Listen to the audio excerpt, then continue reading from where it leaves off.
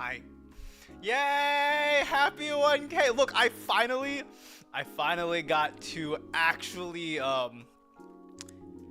mixing. God dang, what's the what?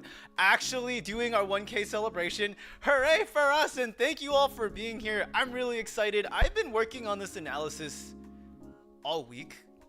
Also, roll calls. Hello to Can't Think of a Name. I believe you're sleeping or not doing anything, but I know you're busy, so thank you for being here. SNES was good. Martin, do not apologize. Sleeping is good. Finn, glad to have you. Vijeo was good. Jammy was good. Barry was good. And Finn, I think I said you already, but hello. We are going to do the 1K data analysis stream, and what this stream entails is, on their own, data's kind of boring. Like, you just look at numbers, but we really should go through a process of humanizing the data that we look at. And so when I'm going through the data today, it's more so like the way that I've experienced streaming and what we've gone through, just noting some key points. And so hopefully this will be entertaining. I've got a couple things lined up. But also, if you've noticed, like, there's a new stinger. Yeah, cool new stinger. I enjoy the stinger. It's me basically falling down the stairs, because, you know, the lab has stairs. Hold on, let's go to the lab, and let me fall up the stairs really I didn't set up falling up the stairs. But, if we go from here to here to here. Ow. It's fine. Yeah! So we have a cool stinger. I've actually had the stinger for a while. The music that played today was actually a draft of what the original intro theme was. Originally, when I was writing the intro, I had played that melody and I was like, oh, I kind of like it. And so I never got to use it, but I've wanted to use it for a while, so I think I might just make it for special occasions, and we'll just bust it out when there's something special happening. Like a 1K celebration.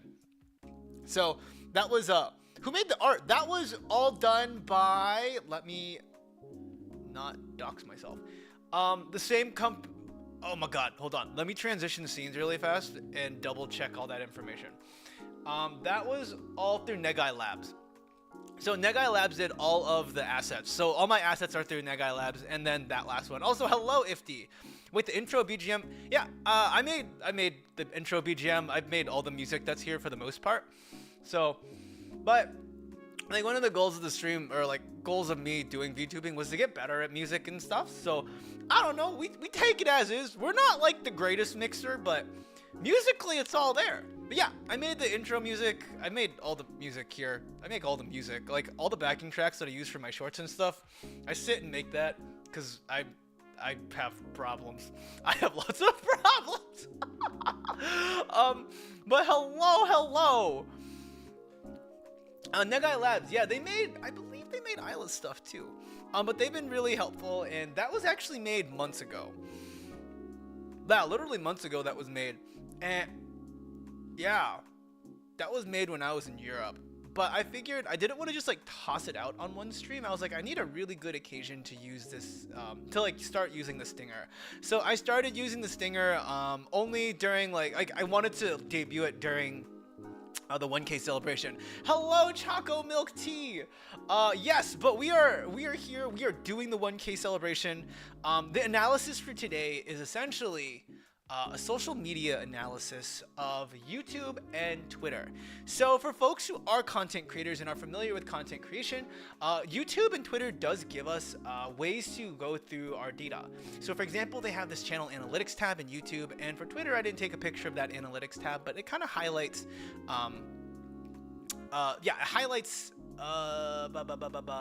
highlights like your big tweets and like which tweets made it and stuff.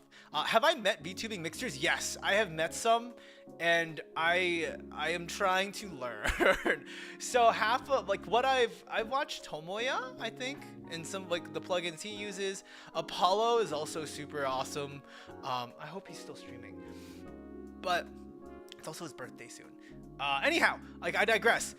So for today's sorry, X, formerly Twitter.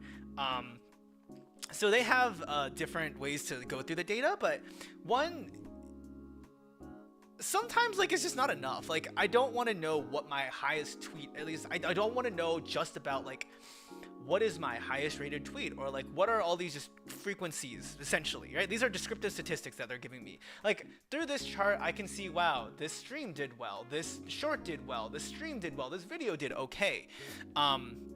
But sometimes you need to look deeper into your data. You want to see if there's relationships in it. You want to try modeling particular modeling and predicting what you think is going to work. And so for that kind of stuff, the YouTube descriptive data and the Twitter data doesn't really help. And so I also want to say that as we're going through this data, I do want to humanize it. I want to say that behind all the numbers and stuff are like people who make these things happen, particularly me, and it's not just about taking apart numbers. Like I have feelings, and through these, like through the whatever numbers that we're given, there's a lot of ways to take apart and interpret these experiences. And so as we're going through quantitative data, numbers are not as objective as most people would like them to believe. Numbers are an incredibly subjective process. When folks are making particular models, oftentimes it's about like the art of like, oh, should I pick this threshold or this threshold? And so statistics and mathematics is very much an art rather than it being the objective field that it is. Particularly like when you look and interpret your data, you have to know what kind of lens and experience that you have. Why is this? Not particularly like this is a bad experience, but why is this? Can you humanize the data about toilet shorts doing the best? I don't know if it still upsets me. Like the toilet short, okay. The story behind the toilet short is I actually have wanted to do that. I no joke, whenever oh my god, I have so much content for when I come back. When I'm in Australia, I'll be taking lots of pictures of toilets. You'll get toilet tweets whenever I use a new toilet. That aside, I do, like when I go to new countries and stuff, I genuinely do look at the toilets and see how it's different. Like I need to know about the toilet experience. So I will take a picture of the airplane toilet. Maybe not. Airplane toilet might be a bit much. But anyways, you're getting lots of toilet tweets when I'm gone. And so when we look at the story behind these tweets, the story behind the videos that I put out, it's a process, humanizing experience. And so with that, also I used R to make all of this. Some of these are interactive charts, some of these aren't. This is just the markdown file. I actually will make this available for folks if you're interested in like interacting with some of the visuals that I have. I've basically written up my whole script here. Yeah, I basically wrote the script. Excuse me, there are some points where I just gave up because I was like, I don't want to write anymore. Because this literally turned into like, this is the equivalent of what I did for a final project, except with less linear regression models. I did do some sentiment analysis. I also did do some epistemic network analysis. I actually did some methodologies that I would cite. And I got to play with some stuff here too. So it was actually very, very fun. Ayla can tell you that I was up, like this was the only thing keeping me functioning and going. I was like, this data, like I love it. Please give me more data to clean. I love my data.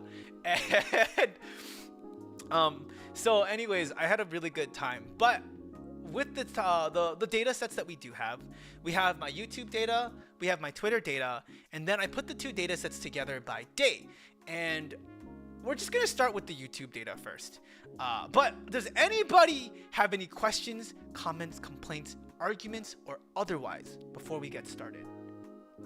I'm gonna wait a little bit, we can pause, do the 10-second counting thing when we wait for our students. 1, 2, 3, 4, 5, 6, 7, 8, 9, 10. All right, no questions. We are good to go. First off, the YouTube data.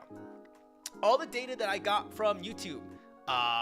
Take your time. If you do have questions throughout this, we will talk about them. and more than happy to address anything. Like if you're looking at the data and you're interpreting it differently, please let me know. So first, what I did was I was like, okay, YouTube gives me the date, the published date of my video, the views, the watch time, the subscribers, the impressions, and the impressions click through. What YouTube does not give me is the information about subscribers who do not subscribe during a video watch. They also don't give me really good longitudinal information. So a lot of this I had to like piecemeal together. So the other things are I had to figure out, I had to like extract the weekday of the week.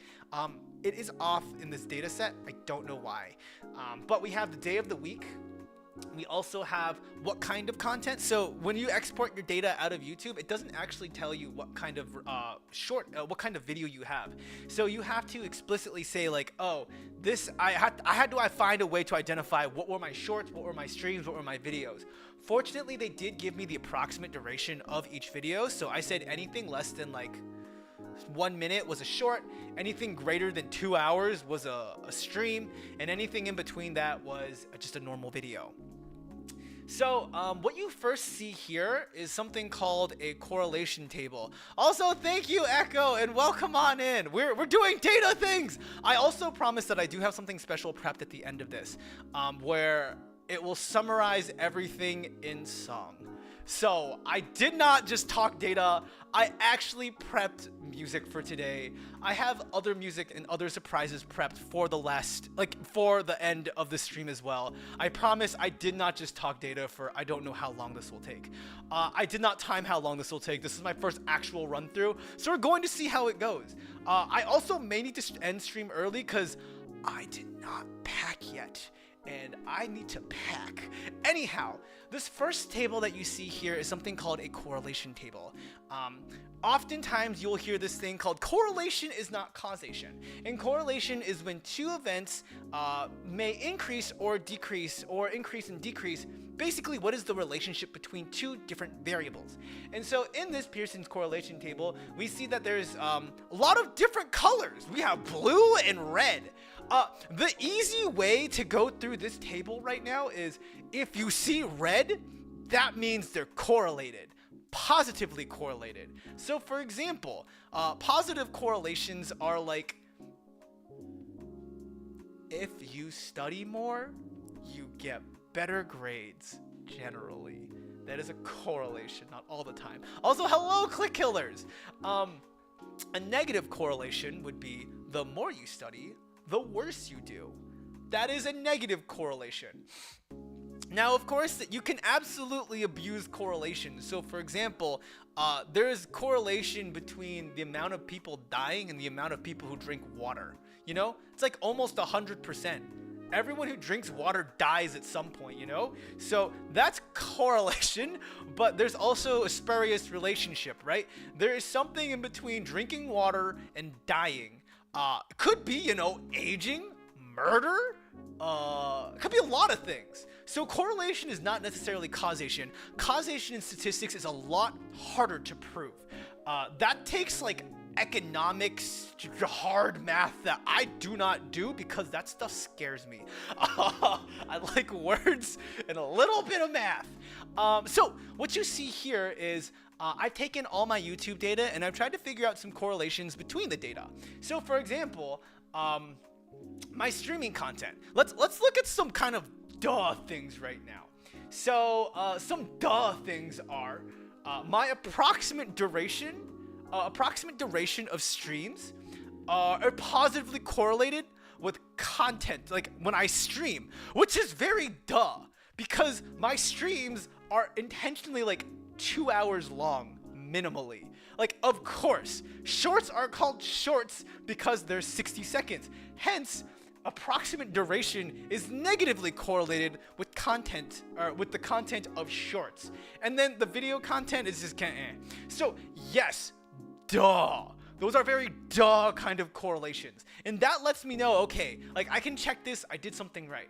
Now, there are some interesting correlations in here that are like, I don't know what's wrong. So for example, my streaming content is negatively correlated with views. Now, let's just like stop and think about that for a second. When I stream, I have a negative correlation with views.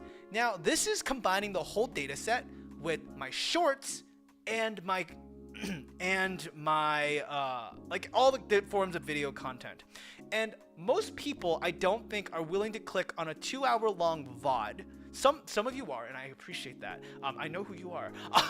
Actually, YouTube doesn't tell me, but when you comment and say thank you for the stream, or like when you comment and say like when I know that I didn't stream and then you comment later, like I take that as, wow, you went through the VOD. I really do appreciate that. So I take that as, that makes sense. There's a lot more streaming content than there is shorts and video content. So it would make sense to me that views actually are negatively correlated with my streaming content. This does not mean that Zhuni's gonna stop streaming. No, it's literally like that's what VTubers are. We stream. Yes. Funny thing is, when I make streaming content, that is negatively correlated with my views. Also, can you see this? Let me zoom in. There we go. You can actually look at the table now. You can read it. And I have this too. So there's a negative correlation between streaming content and views. But streams are very good for getting impressions and watch hours. So you can see if you go to content stream and we go to impressions, we follow the table, we see there's a 0.38. Also, I forgot to tell you how to read this thing. 0.7, negative 0.7 or 0.7 or lower or greater, or 0.7 or higher means that it is a strong correlation. 0.3 to 0.7, it depends on the field that you're in. Like, truly depends on what field you're in. Some people say like 0.3 is a weak correlation. Some people say it's like good enough. It really does depend on what you're studying and how you're studying. And so I'm considering 0.3 or 0.4 in this case to be like it's a pretty decent correlation.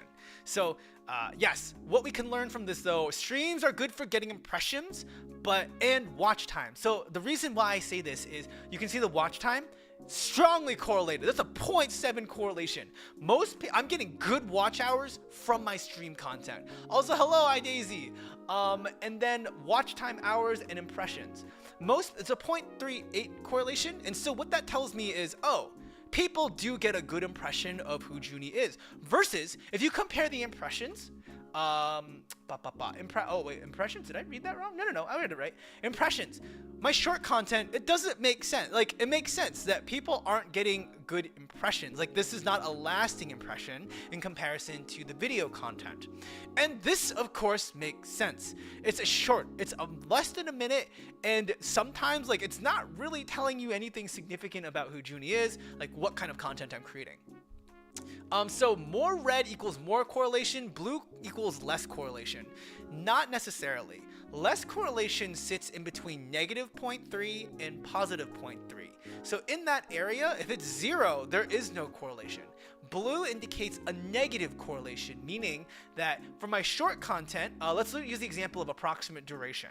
So for short content, if there's a negative correlation, that means my short content is generally a lot shorter than whatever average exists versus my stream content, which is a lot longer. So blue means a negative correlation, red means a positive correlation, while the white color, like faded colors, mean that like it's just no correlation, like it doesn't matter.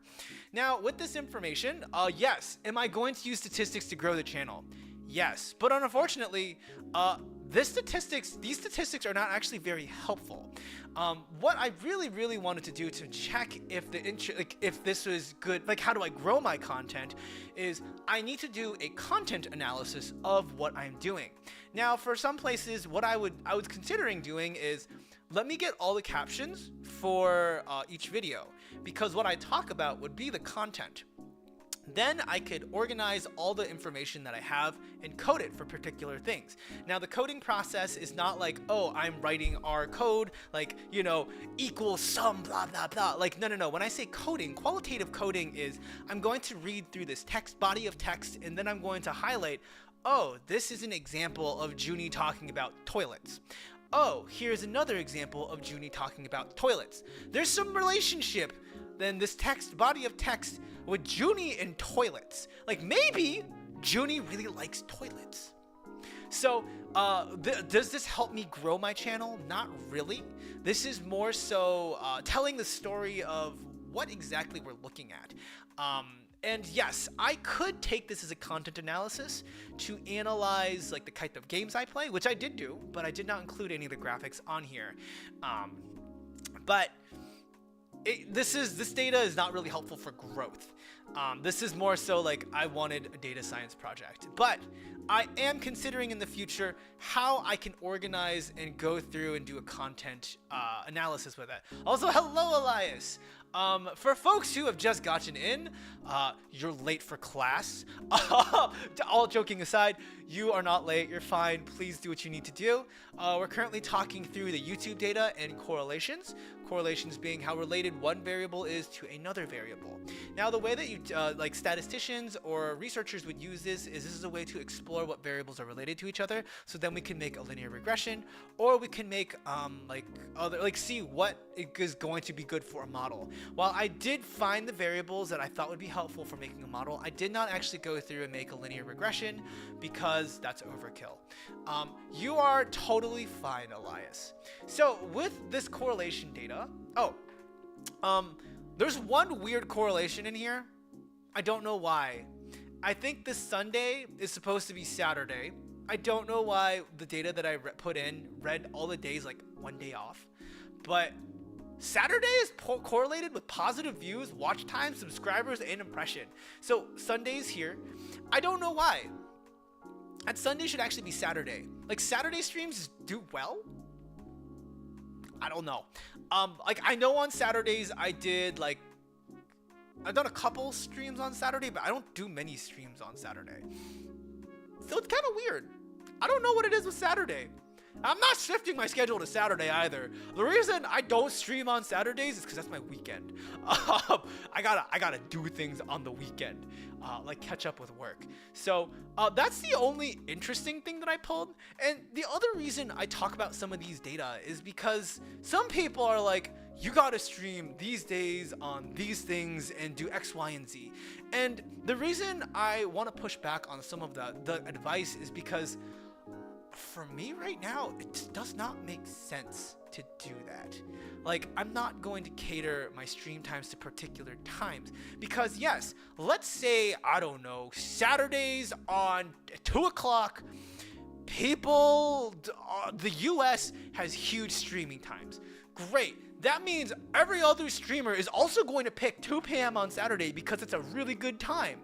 And also, as some Click Killers has mentioned, like, time zones exist. We're not a US-centric society. Like, you all live, I mean, many of you or most of you may not live in the United States or in the US time zones. So why should I move my schedule around? There is someone on the internet who's going to be watching. And also, like, I don't think it's making a big difference. I think the comparison of time and picking a good stream time is more for like, okay, you're really trying to min-max whatever you have left. Like you've done everything else possible. So like you're gonna eke out the extra mile to get that. So you're gonna move your stream time. I have decided that in the past I've moved like my stream times to like, I prioritized my streams over my own personal well-being, and that wasn't great for me. It was a really bad time when I did that, and that is the other reason why I don't try to abide by like, oh, stream at this particular time. Now for video releases, there's a reason why I picked 6 p.m. Management told me you should put your shorts out at 6 p.m. And I'm like, that's fine because I can schedule that and I don't have to worry about it. But I really do a lot of this, like these analysis is to push back on like pick these particular optimal times. Those particular optimal times is for like when you're trying to min-max. I'm not there. I'm just glad to, like, truthfully, I'm just glad people show up and watch. Like, the reason why this 1K thing is a huge deal is because, like, quite honestly, I did not think we were getting there. And so, we're like, this is why we do these things. And this is also to say, like, you're fine.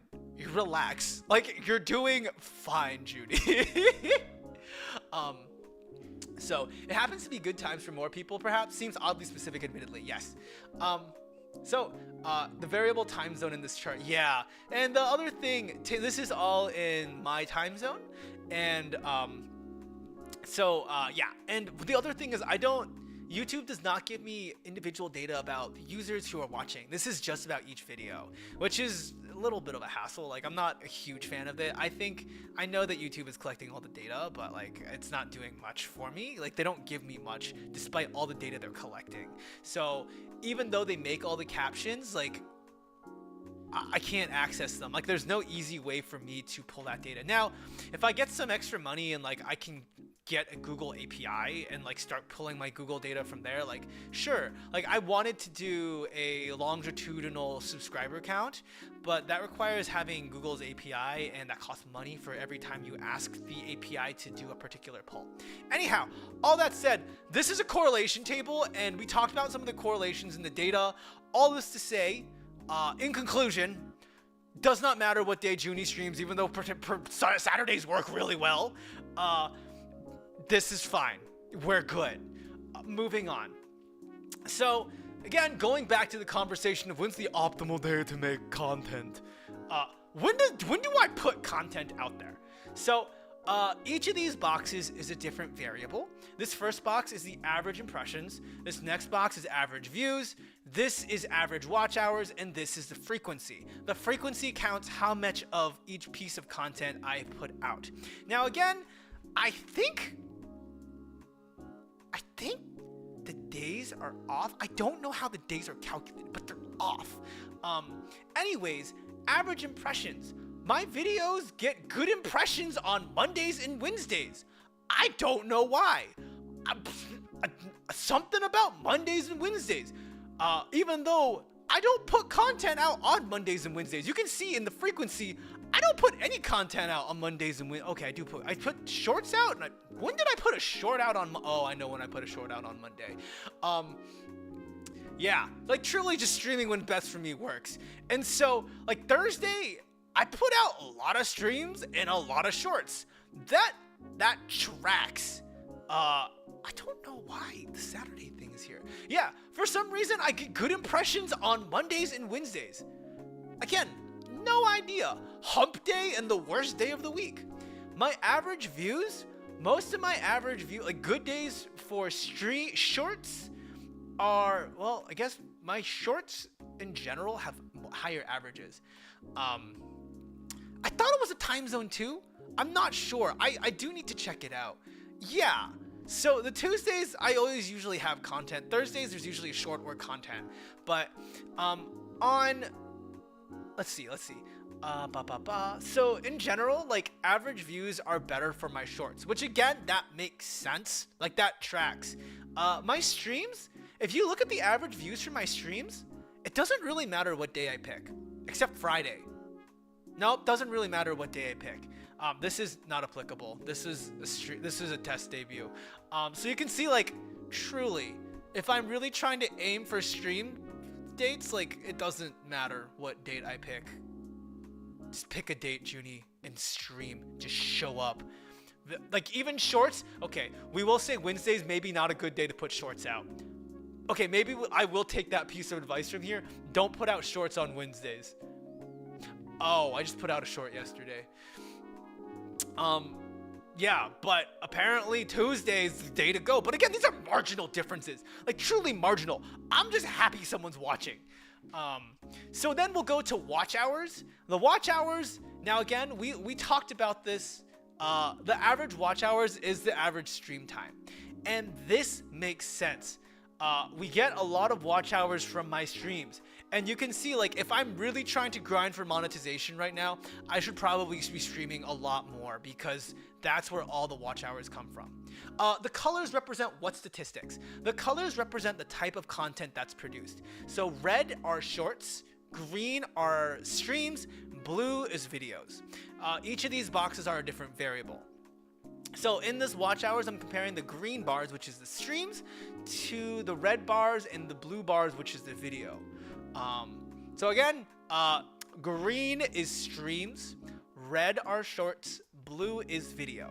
And when you look at the average watch hours, it's very clear, like we saw the correlation here and earlier, that content in watch hours definitely tie in with streams, and this definitely verifies and solidifies it. Like, if I'm trying to grind for monetization, I really need to stream more. How about watch hours from VODs? They don't tell. So basically, streams turn into videos and VODs. You're good, SNES was good. Also, Elias, you're totally fine. Again, I'm going through these statistics because I want to share these things. I am not here to say like you need to be watching more. You all need to, again, I want to reiterate, get sleep, get food, pass your classes, graduate on time. These streams will exist for as long as I'm here, and make sure that you all take care of yourself.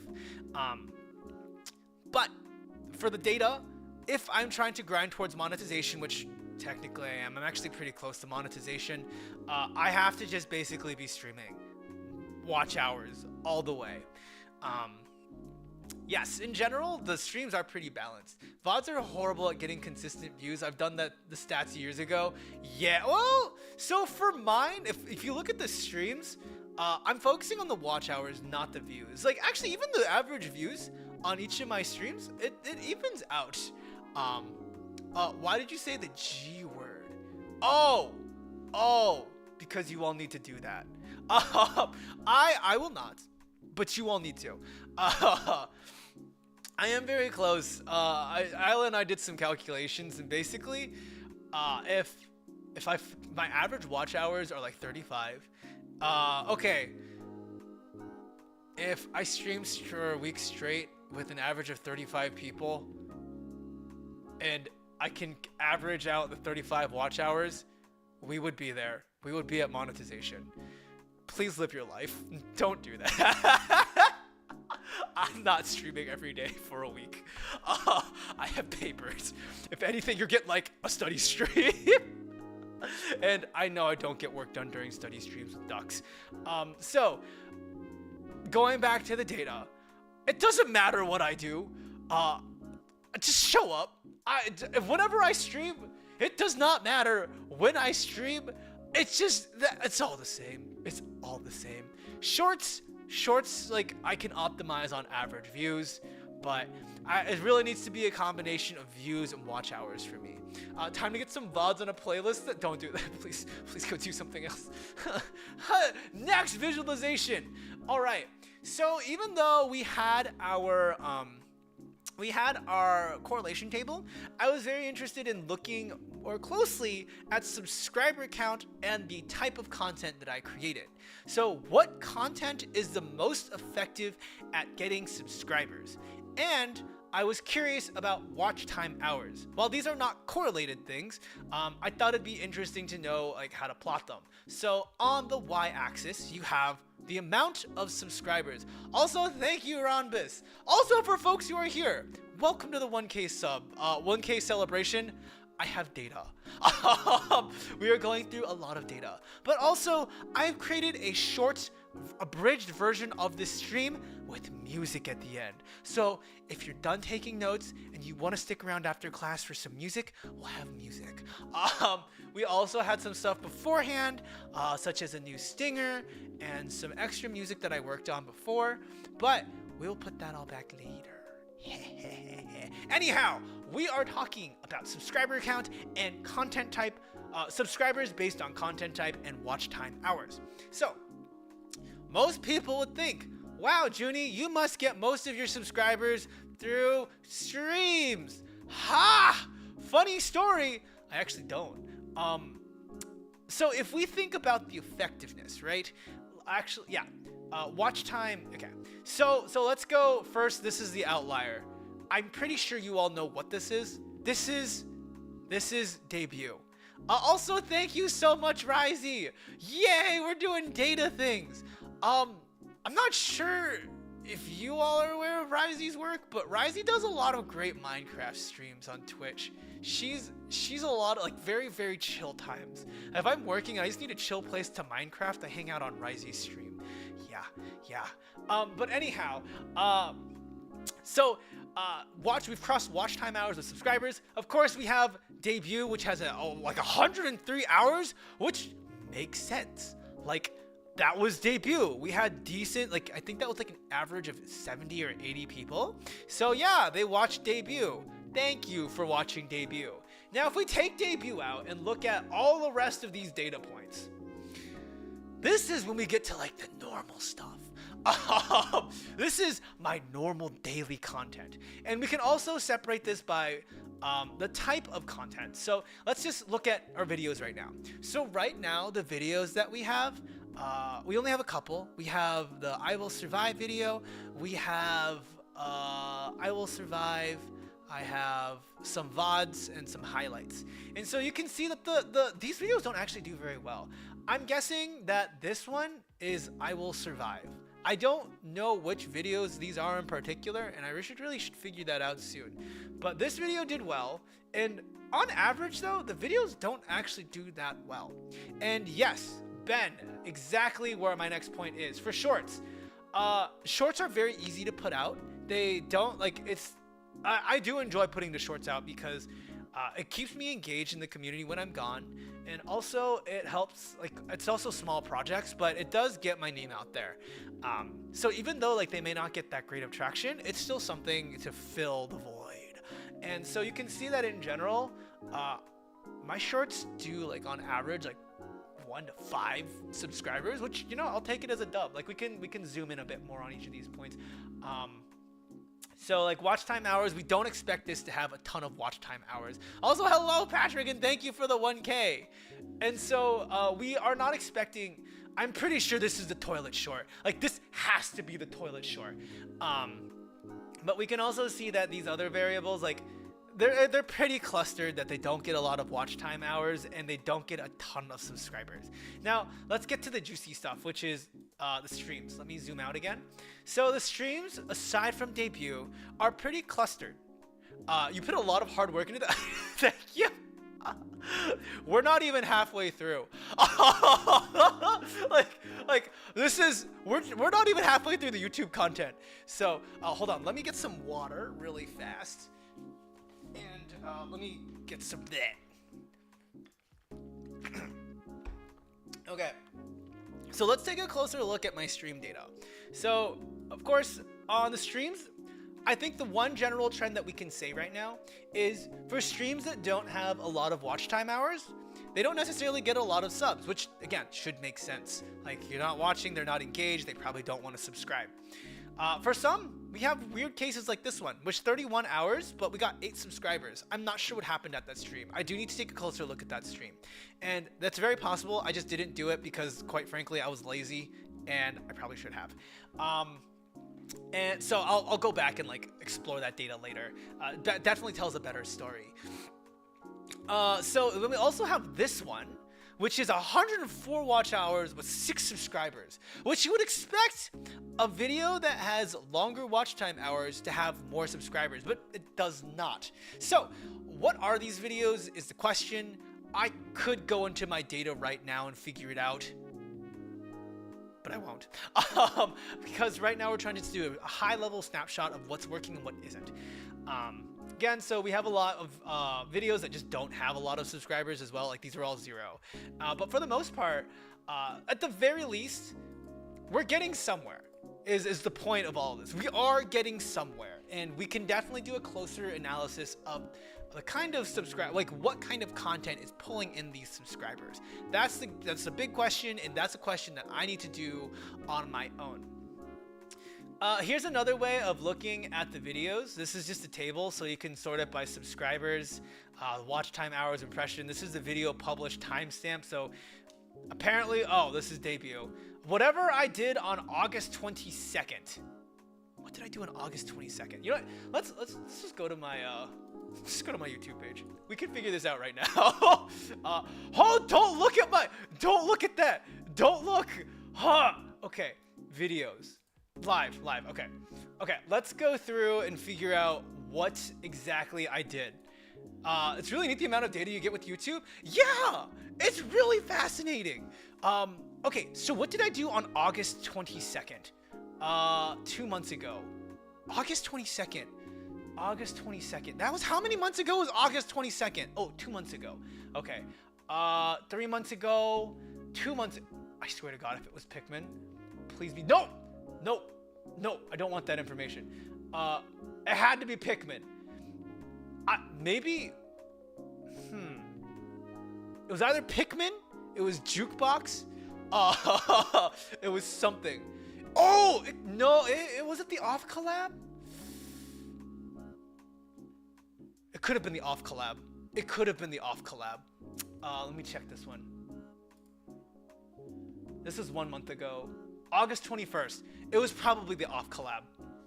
Good call, Finn. So the second with the watch hours and subscribers was the off collab with Ayla. Because we got a raid from Echo that day, I believe. Thank you, Echo. And so, yeah, that did really, really well. Like, really, really well. So maybe it's just do more off collabs with Ayla. Pikmin would be obviously why playing a game that was just released. I think this was the off collab. This makes more sense as the off collab than Pikmin. Surprisingly, if like even just looking at the Pikmin stats here, like only 89, 110, 125. Pikmin didn't do that well, even when I did it right off the bat. Even Tears of the Kingdom, 57, 87, 89, didn't do that well, even right off the bat. So for other folks who are planning new content, like if you're not a huge streamer, it doesn't help me anyways to try and jump on the bandwagon. Like, play games you enjoy. If you are a small content creator right now, yes, maybe like jumping onto a bandwagon and sticking to it works for a little bit. But for like a variety streamer such as myself, it doesn't really make a difference of if I jump onto a game right off the bat, especially a big game like Tears of the Kingdom or Pikmin 4. So, just there. That's how I discovered. Thank you, Finn. Appreciate it. I'm glad that she dropped you off at babysitting here. So, yes, we can see that from some of the videos and even like the watch time hours and subscribers. It doesn't really matter to me like when these things happen. If I jump on a bandwagon, it doesn't make the difference of what happens. My content is pretty steady. We just gotta figure out something that works. Now, what we can say is that obviously debut works because it's debut. The off collab with Ayla does really well. Getting raids and getting exposure from people does really well. The rest of my content is literally pretty mid, and there's not a huge difference in watch time hours. So what we learned is Zhuni can stream whatever the heck he wants whenever he wants. He's just gotta get raids at some point. Again, so here's the table. So that is basically all we've learned from YouTube. YouTube basically tells me what kind of content that I can put out, but Twitter is a very, very different world. Twitter data will be like, how does Zhuni engage with other human beings? Who is Zhuni engaging with? And is Zhuni, like, what's Zhuni doing? So are you planning on debuting anytime soon? I'm gonna think about it. You know, we'll think about debuting again. We'll see. Elias, I know you think otherwise, but have you thought about a horror game? Yep, Ayla and I are working on that. I think we're working on that.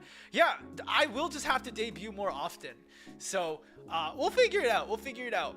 So, the next thing is, this really doesn't tell you much about, like, who I am as an individual. As, like, you know, you learn about my streaming habits. You learn that, oh, Zhuni just does whatever the heck he wants, because the numbers don't really matter that much at this point, and I can't really do a content analysis of the information, the data that I have, because, you know, it's not there. I have to figure out, like, how to extract the game data and stuff. So I thought that data is now locked behind a paywall. So, yes, if you want, like, minute-by-minute data, you have to have YouTube's API. And this is just exporting whatever data I had available to me for quote-unquote free. And I say quote-unquote free because I am giving YouTube content to put out there into the world, and that is keeping YouTube going. And so I feel like I should get a lot more analytics data than this, but I have data to work with. So you learn about like some of my streaming habits, you learn about when I stream, you learn about like what works for me as a streamer, but you don't really learn about how I interact with people. Now, sure, I can interact, like if I got oddly enough, I can't actually extract chat data after streams, which I really wanted to do. If I can extract your chat data, I can do a lot of other cool stuff. And I thought I could, but I can't. And that was really frustrating. So because of that, to learn more about who Zhuni is as a human being, who Zhuni interacts with, what Zhuni does on Twitter, we have to look at my Twitter data. So of course, let's start with the basic questions. When does Zhuni post on Twitter most often? I guess I post most often on Mondays. So okay, let me go through what these variables are. Average engagement rate. Average engagement rate is a rate that Twitter gives me. It tells me that someone engaged with this post. What did they do afterwards? Average engagement is the literal amount of engagements that I got for that post. Average impressions is when someone sees a tweet that goes by, they're like, oh, this is interesting. Average likes, it's pretty obvious. Average retweets, also pretty obvious. And the frequency is how many times I posted on a particular day. So on Monday, I've so far had 200 posts on Monday. So my average engagement rate is pretty solid. For Saturdays, Tuesdays, Wednesdays, and Thursdays. I will take that as a dub. I'm glad that you all are engaged with the content. Average engagements, it's not that high, like in comparison, like big streamers. But you know, we have something.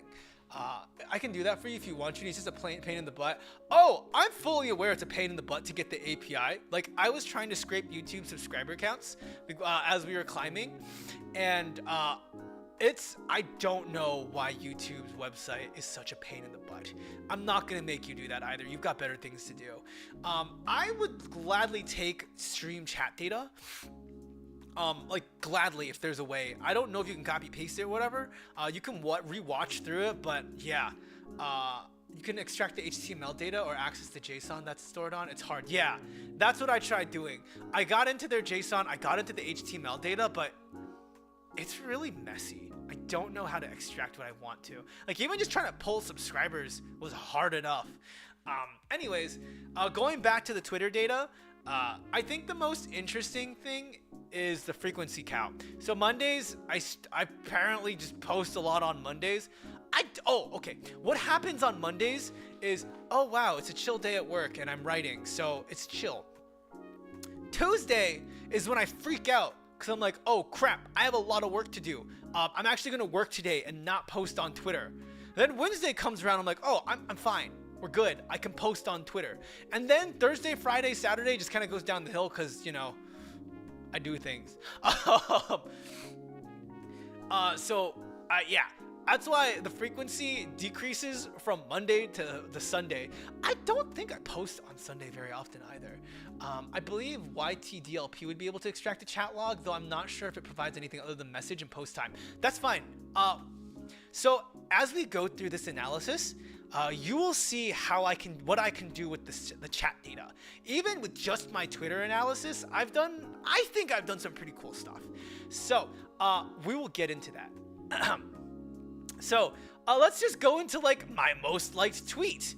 While we are looking at my metrics, my most liked tweet has 70 tweets. It is actually very fitting for today's 1K stream.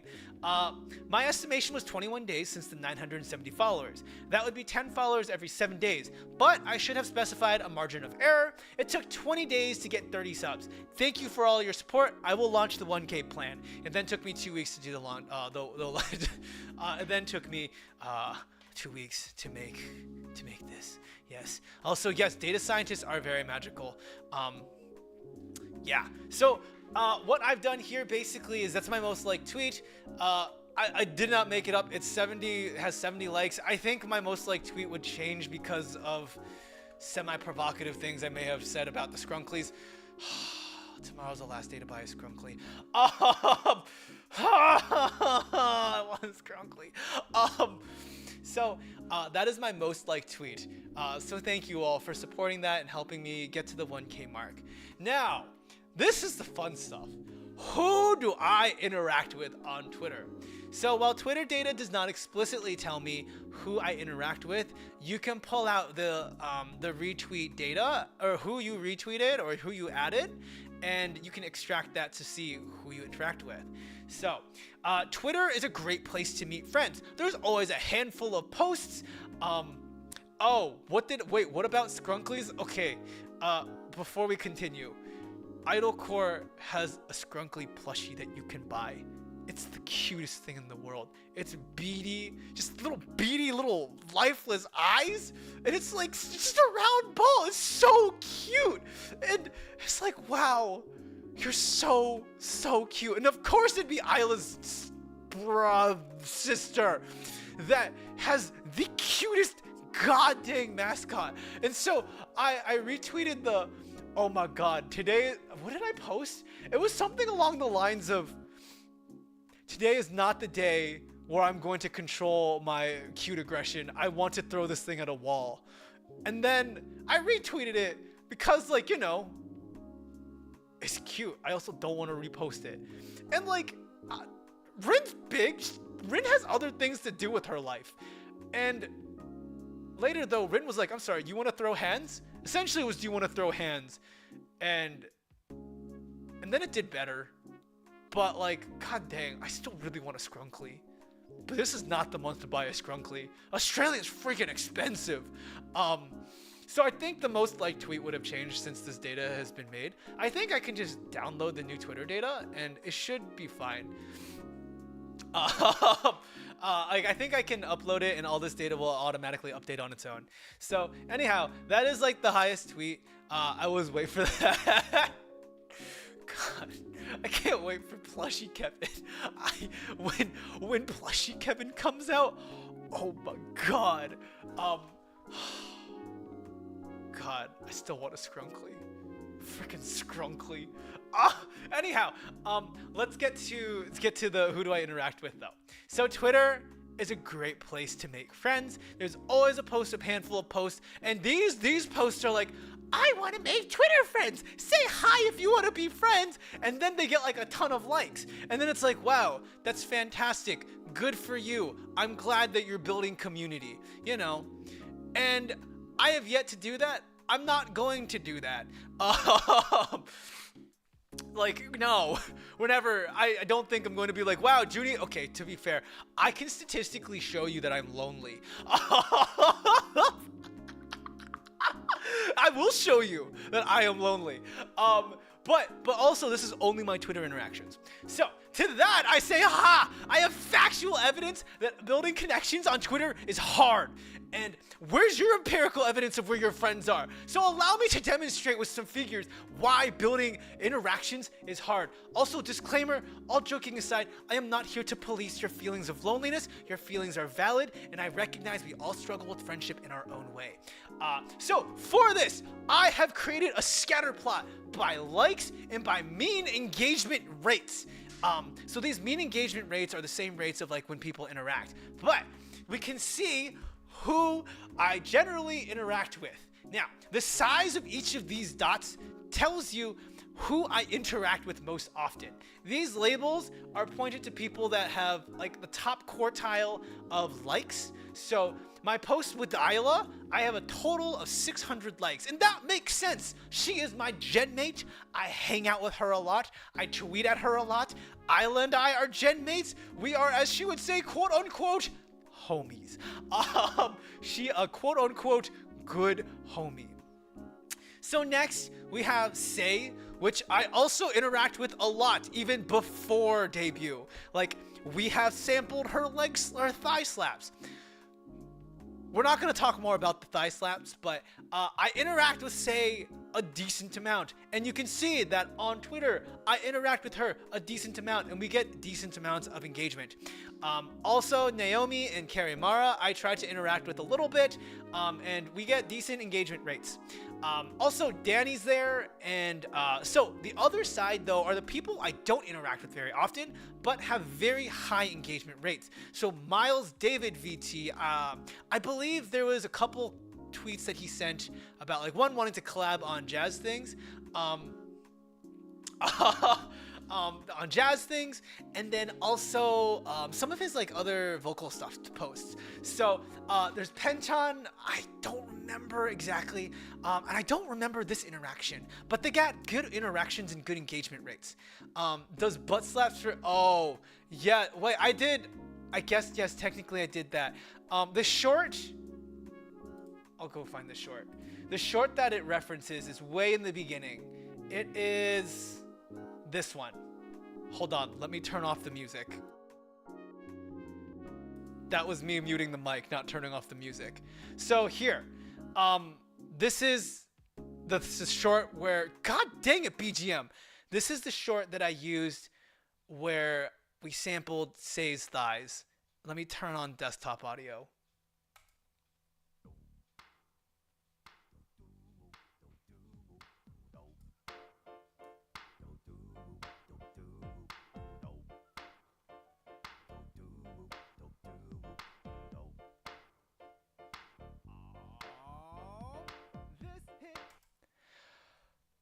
I'm gonna retune this at some point. That's off, and it bothers me. I also don't like the thigh slap sound. I feel like I should have turned up the EQ. I should have done some other stuff with the thigh slap. At some point, I'm actually just gonna go back and redo all my shorts, because one is about growth, and I'd like to compare the two. So, yeah, that's that. So Zhuni is not, okay. As a cyclist, I think I have some pretty nice god dang legs. Like, you don't bike 75 miles without good, nice legs. I'm not going to say I have a thick booty, but like, I've got some decent legs. Yes, I also should have done reverb slap, man. I definitely should have done that. Now that I know a lot more about editing, there's a lot more I would have done to this.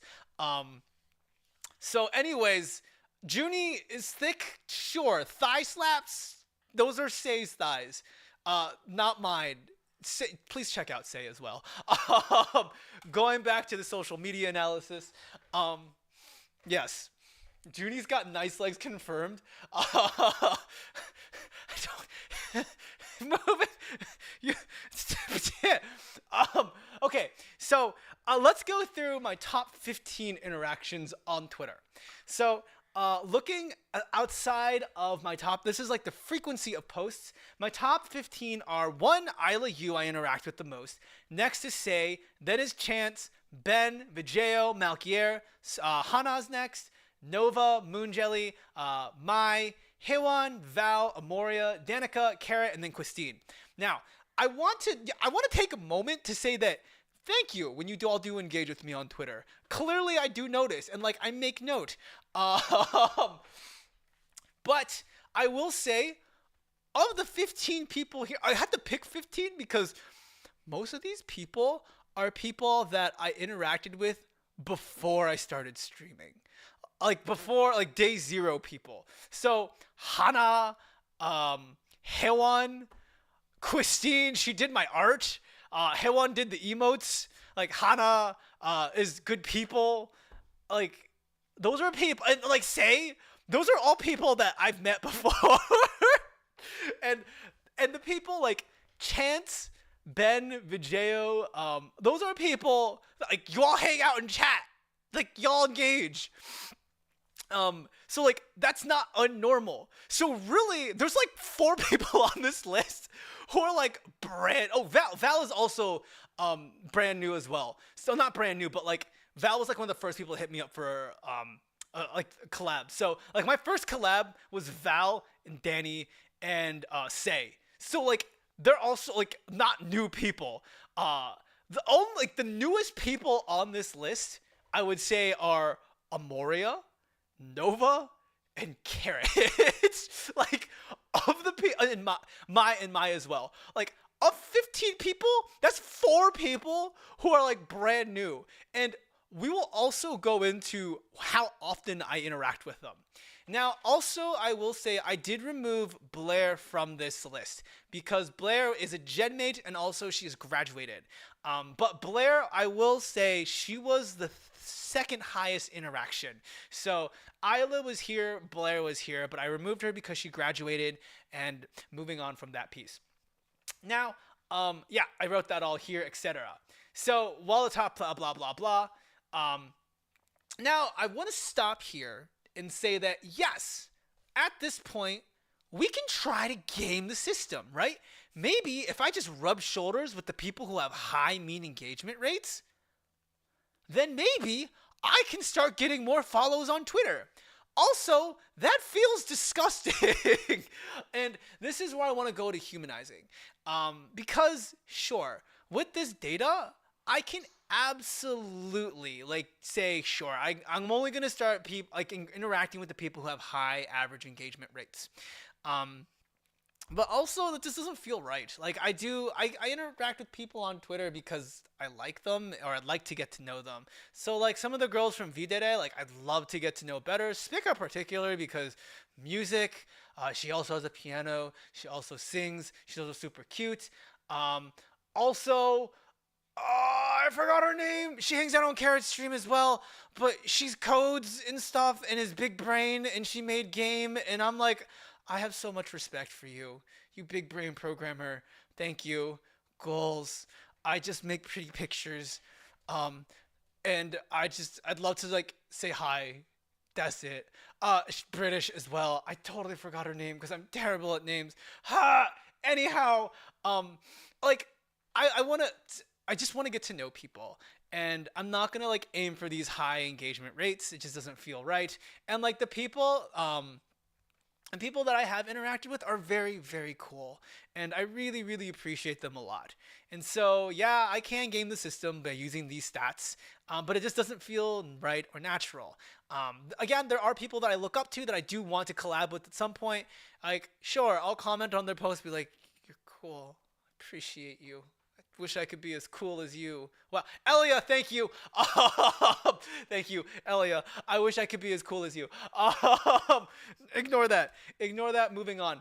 And so, what I'll also say is that with this data, this is not all the interactions that I have. Maybe if you remember the names, the best. Elia. Yeah, I try to watch her in the morning sometimes. Yeah, my mornings go I'll hop onto Spica, sometimes Elia, and then Carrot. But anyhow, not getting into my schedule. Now, this data is only the stuff that Twitter has. This does not include any of the interactions that I have off stream on Discord. As it says here, or as the kids would say, I do prefer to quote unquote slide into the DMs. I really do prefer one-on-one interactions with people. And I don't really like it being publicized to everyone. It's just weird. It feels weird.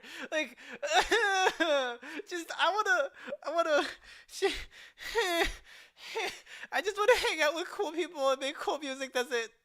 I'm a simple man. Okay. I haven't seen any of Irie's music stuff, but. Yeah, I do want to do cool stuff with cool people.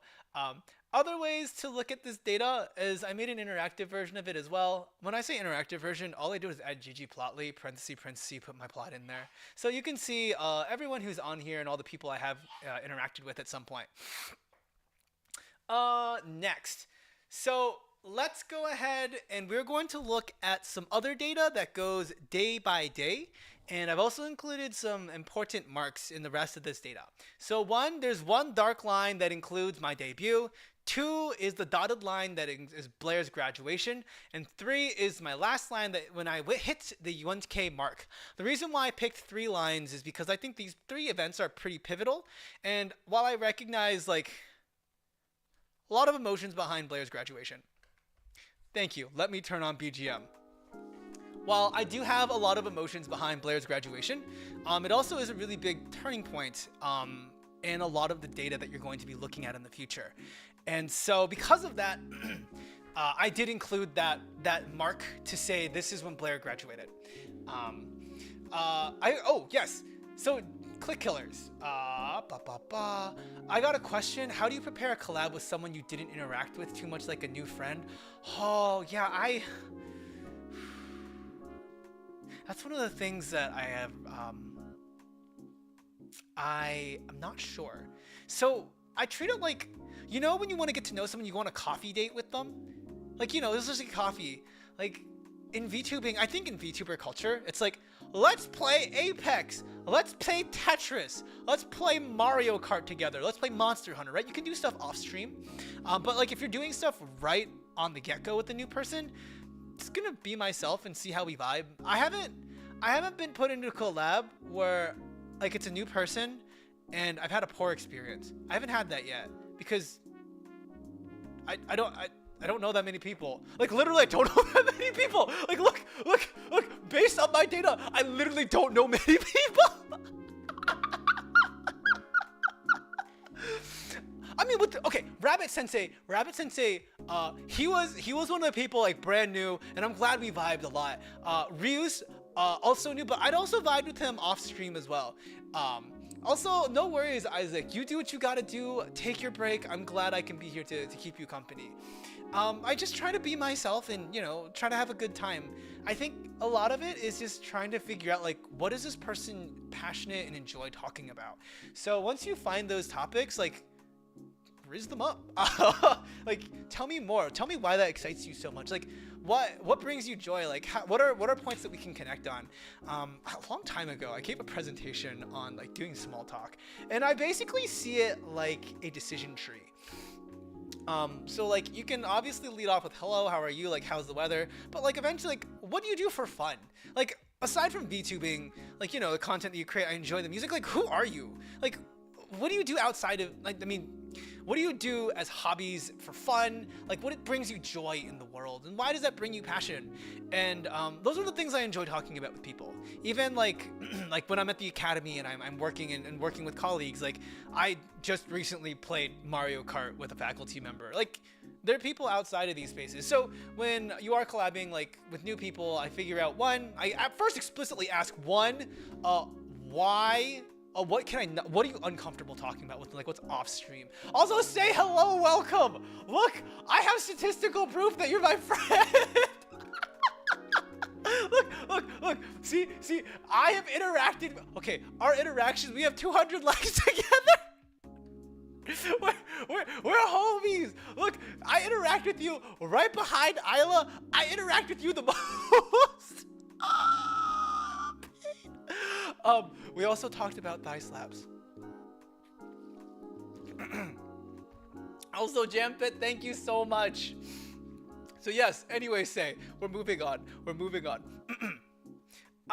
So with that, these next couple of data are all the pieces that are pivotal moments so far in my streaming career. So in these charts, there are 16 charts just because I wanted it to look nicer. Like, I didn't want a weird space. So what you can look at what you can pick from these charts. Each of these charts show how often I interact with someone, when I interacted with them, and I believe the amount of likes our interactions got. Now, first, you can look at the amount of likes each interaction got. That's just based on the height, but I think what's more interesting in these plots is to look at how spread apart these dots are from each other. So let's first look at Ayla. Obviously, and we're using Ayla because Ayla, like, it's Ayla, she's gen mate. Let's start with Ayla. Clearly, before debut, I interact with Ayla a lot on Twitter because Ayla gen mate. I don't know what happened in this like pause here. Like, I don't know. We just didn't interact for a while. But then we have very, very continuous interaction rates. Like, we just interact. Let me see if I can zoom in more. Oh, not like that. Nope, I can't interact. I can't zoom in anymore. So with this post, Ayla and I, you can see towards like the very end of the 1K, like Ayla and I interact a lot. We interact a lot. And again, like we were doing CodeX Olympics. We're doing excuse me, burp. Oh my god. We're doing a lot of collabs together. It makes sense. And of course, like when we are collabing together, we do have like off collabs. Like yeah, we should have more likes. It makes sense. So all these posts, by day, like the amount of likes that we get by day and our interactions together, it makes sense. So that is how we interpret Ayla's graph. Now let's look at say should be on here as well. Say is interaction. These are not ordered, by the way. So say was the second on the list, and you can see yes, before I debuted, which is the black line, I hung out, like I interacted with say, like also particularly on this video, which I need to revisit. We need to revisit that video. But I just stopped interacting with say after a certain point. Like right before Blair's graduation, I interacted with say, but then afterwards I just didn't interact with say for literal months of interaction, like lack thereof interaction with say. And that just goes to show you that I just don't interact with, like, these are the people that I should ideally be interacting with the most. I don't interact with them. Now, these interactions do not include likes, like, I like this post, or like I retweet. No, retweets do count. Likes, though, don't count. But you can see, like, I interact, like, we just did not interact a lot, and we didn't have a lot of posts that interacted together. And then right at the 1K mark, we started interacting again. So, clearly, I do need to change this. I should probably interact with Say more. Oh! I remember. I actually explicitly remember why I didn't, to be fair, oh, that's fair. That's fair. That also on me. But what happened was there was, Say started posting, like, I think, no, they don't count in this. Yeah, not in this analysis. That's because Twitter doesn't give me like my likes, like what I like. But then ignore your Twitter. Okay. So what happened with Say's data? Say put some spicy pictures, or like has tweets that are like, what was it? One of them is like, I messaged Say about it. I was like, Say, I want to just write, no, I don't want to do this. It's like, do you want me to whisper into your ear and like say something? And most of her like chat is like, yes, please. Like, yes, mommy. And I was like, no, I have to go work, but thank you for the offer. And like, that's the stuff that I wanted to post. But instead of like commenting on Twitter, I just DM Say on Discord and then be like, hey, Say, this is what I want to say. And then Say would be like, haha. And I'm like, yeah. And then that would stop there. And then I was like, oh, okay, fine. I'll actually I'll actually start writing those things on Twitter. So that's like when you see the uptick in those posts is when I started commenting like, no thanks, but I appreciate the offer. So you can see that. That's what happened with Say's data. Let's go to next. Amoria. Amoria's data is interesting. The reason I find Amoria's data interesting is I popped into Amoria and like after I saw her debut, I was like, oh, this is really cool. Like we're debuting at the same time. Wow.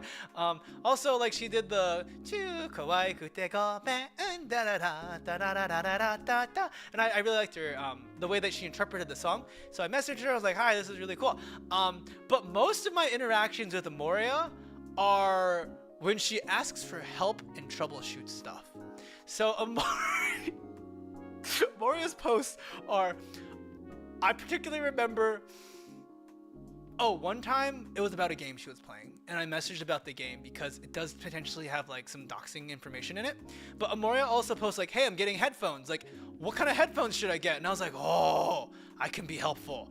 And so my interactions with Amoria are almost relegated to like assistance. Sometimes it's like when she posts like really, like, I remember one post was like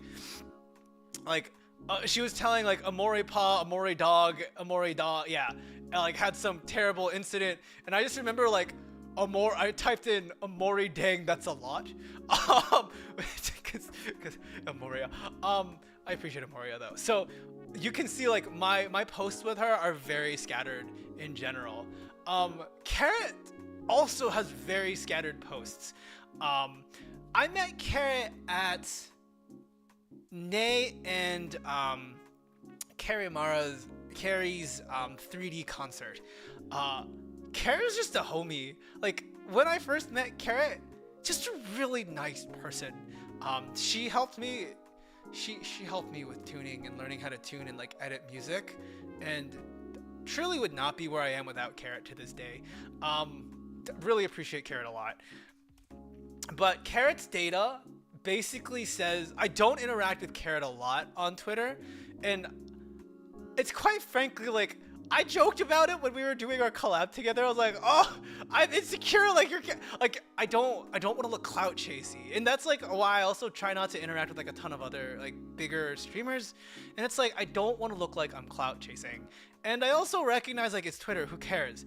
But like I try to avoid it, and I just really do like Carrot's content a lot. Carrot makes great content. She's just a fun person. We do DM and message. I really do need to hang out with her more at some point. I need to see Gamer Mouth Carrot. So with Carrot's posts, I don't interact with her as often because I'm like just really cool.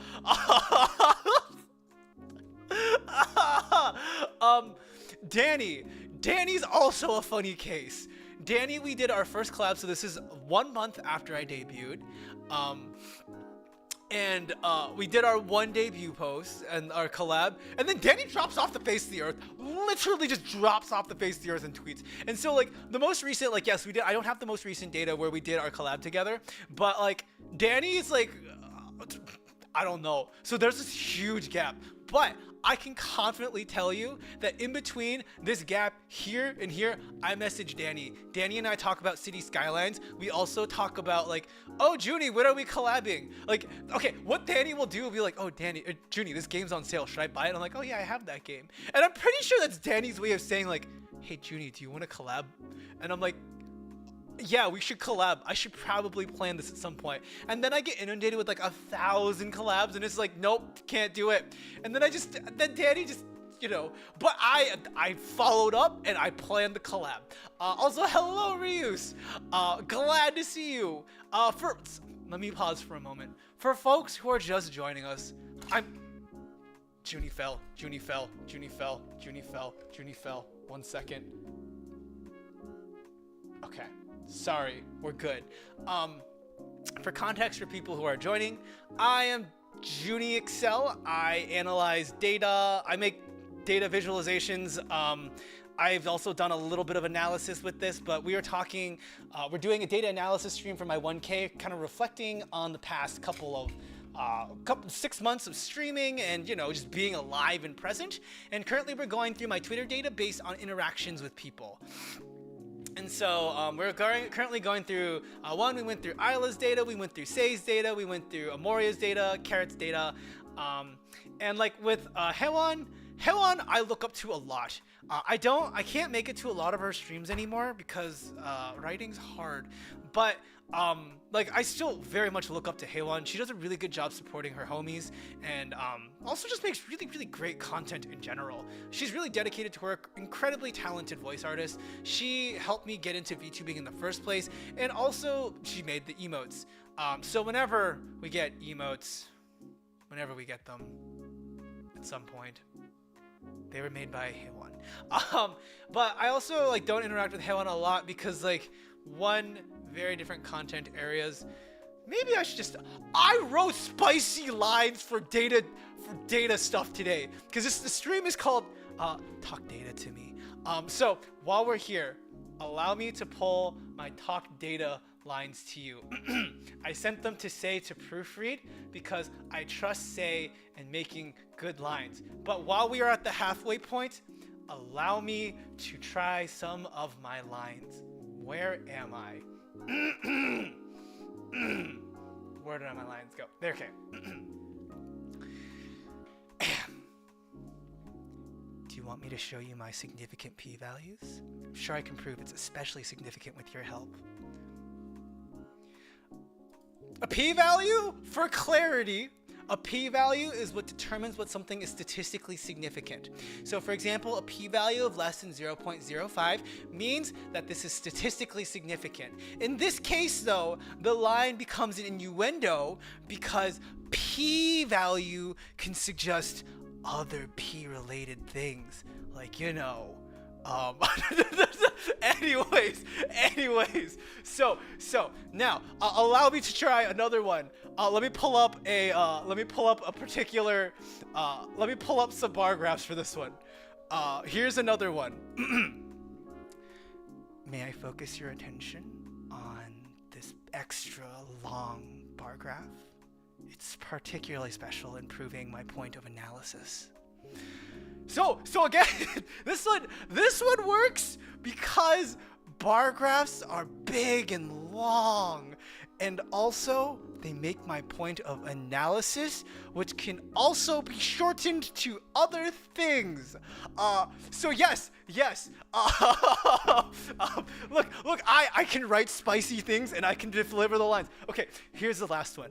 Actually, no. The last one I'm going to save till the very end because it has a lot of dirty data that needs cleaning and wrangling, and I feel like it's only appropriate that we do it at the end when all this data is just wrangled and made real good, like really good data.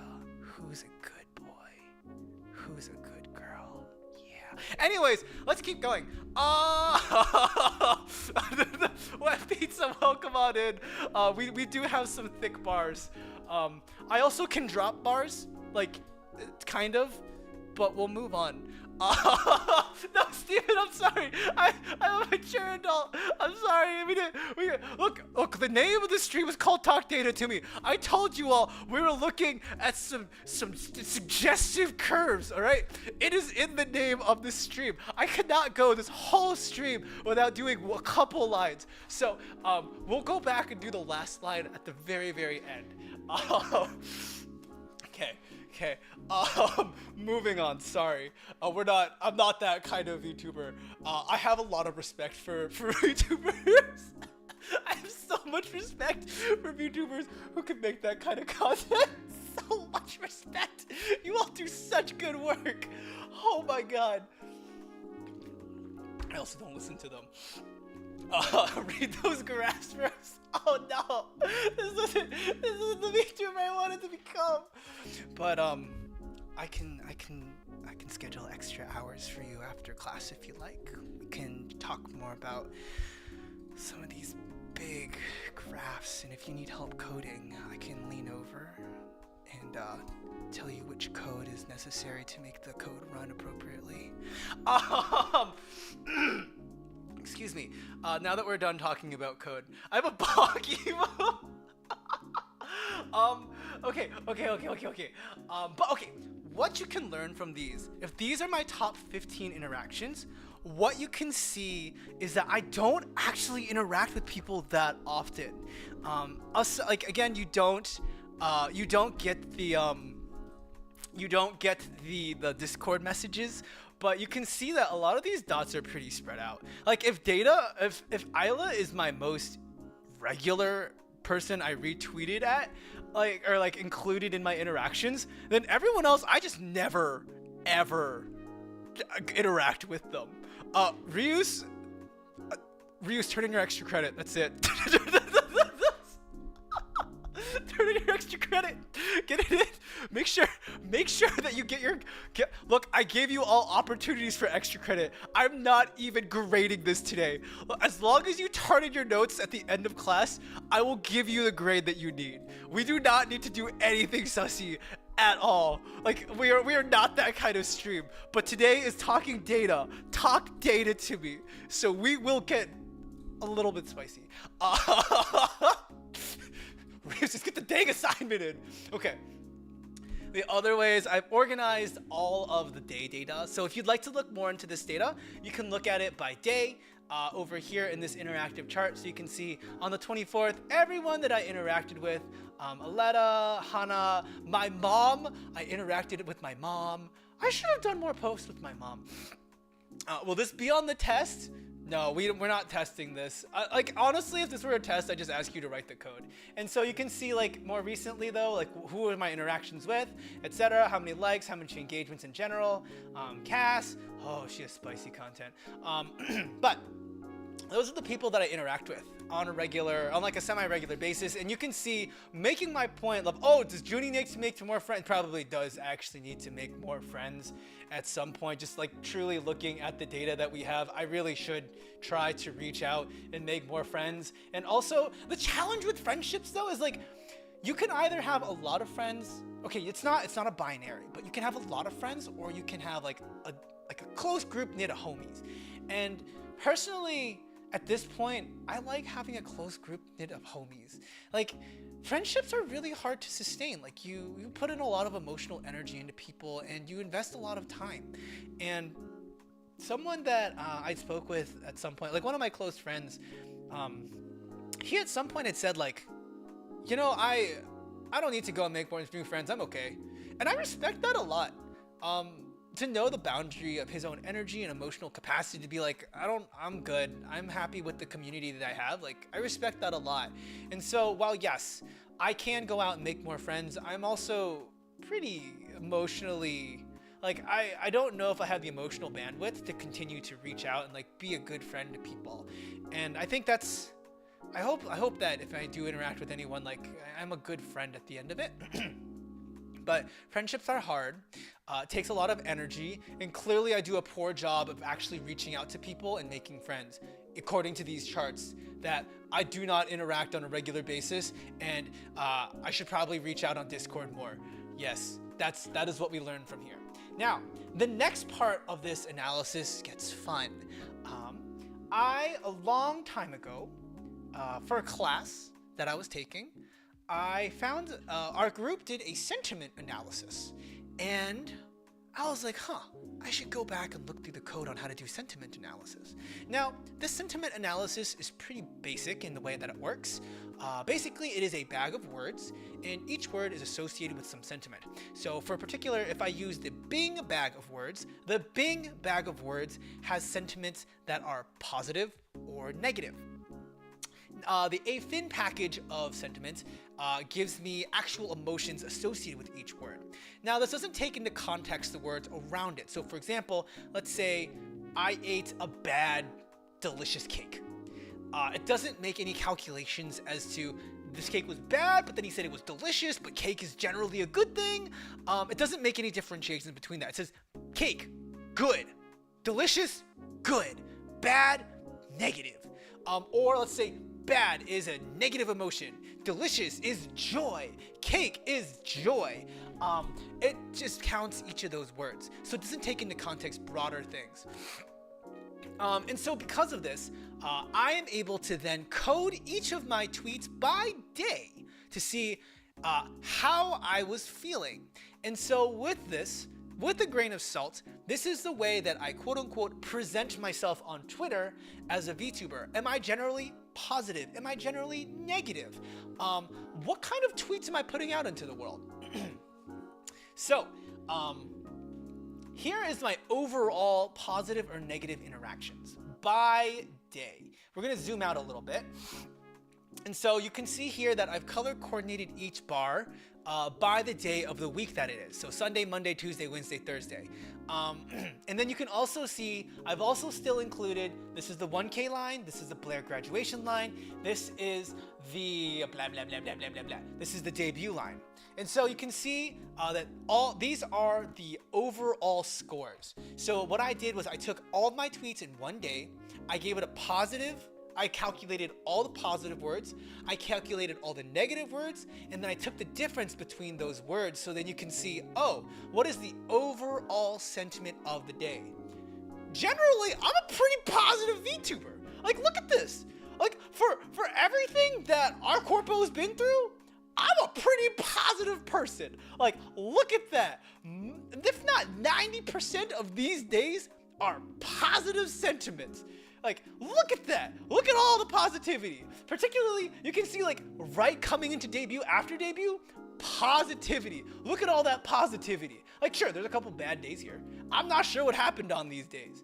But what I find most interesting, and the reason why I included Blair graduation, is right from graduation, you can see that there's a general decline into the Blair graduation. And sure, you can attribute this to a couple things, as like, okay, debut height is over, like you're good to go. You're just kind of like functioning and rolling. But also you can attribute to like preparing. And so like we learned, anyways, I won't talk too much about that. But you can see particularly around Blair's graduation, like it's not fun times. There's a lot of low energy days. Like there's a lot more negative days here where I just post like my negative sentiments in general. And I'll be honest, I thought I did a pretty good job navigating my feelings.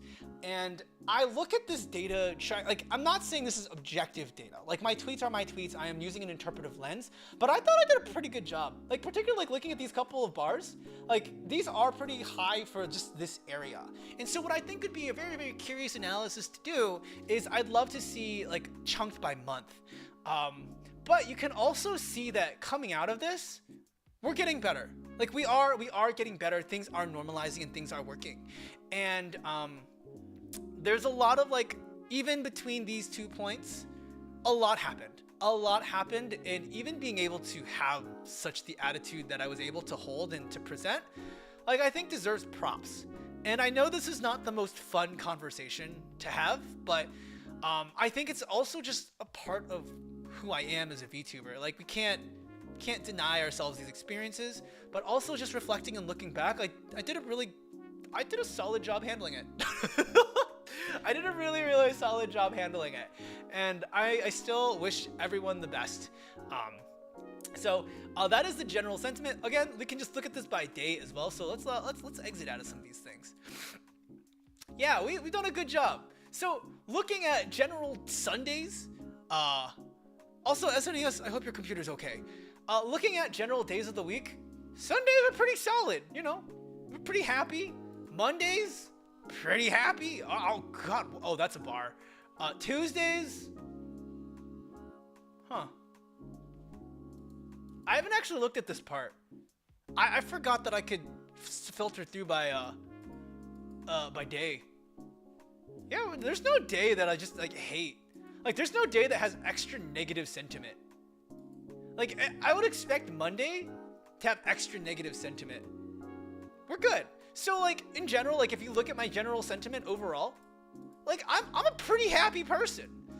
And when I showed this to Ayla, she's like, wow, Zhuni, you're so positive. I'm like, yeah, look how positive I am. All positive times. Good freaking times. And so I think as overall as like a VTuber, I do a good job staying positive and staying, like, I try to be realistic. Like, I wouldn't say I am an optimist at heart. Okay, I think I'm an optimist. But in general, like, we chill, we vibing, we're having a good time. We're doing good. The next analysis that I have is the same one, but you can see, you can do a comparison of all the negative words and all the positive words. And so again, I think this is better to compare for like, particularly the Blair graduation, where you can see like, there actually is a decent amount of negative words here, but it's not actually statistically different. There's just a lot of less positive words than usual. And so, yeah, I hope you can keep staying positive. Yeah, we're doing it. SD, you're totally fine. I didn't realize I've been talking for literally an hour and a half about data. We haven't even gone through like, we're almost there. We're almost there. We haven't gotten to the good stuff, SD. Not yet. We're getting to the good stuff. So you can see this is just the sentiment if you want to compare by day, over time, etc. So next is a different package that I used for sentiment analysis. So the sentiment analysis above is only positive or negative. But when I use the AFIN bag of words, I get different sentiments such as anger, anticipation, disgust, fear, joy, negativity, positivity, sadness, surprise, and trust.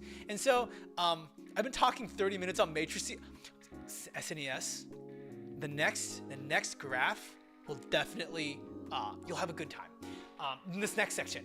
But this sentiment analysis is done by day. So you can see, again, positive, generally very positive. And you can see in here, like, most of the words that I use are anticipation.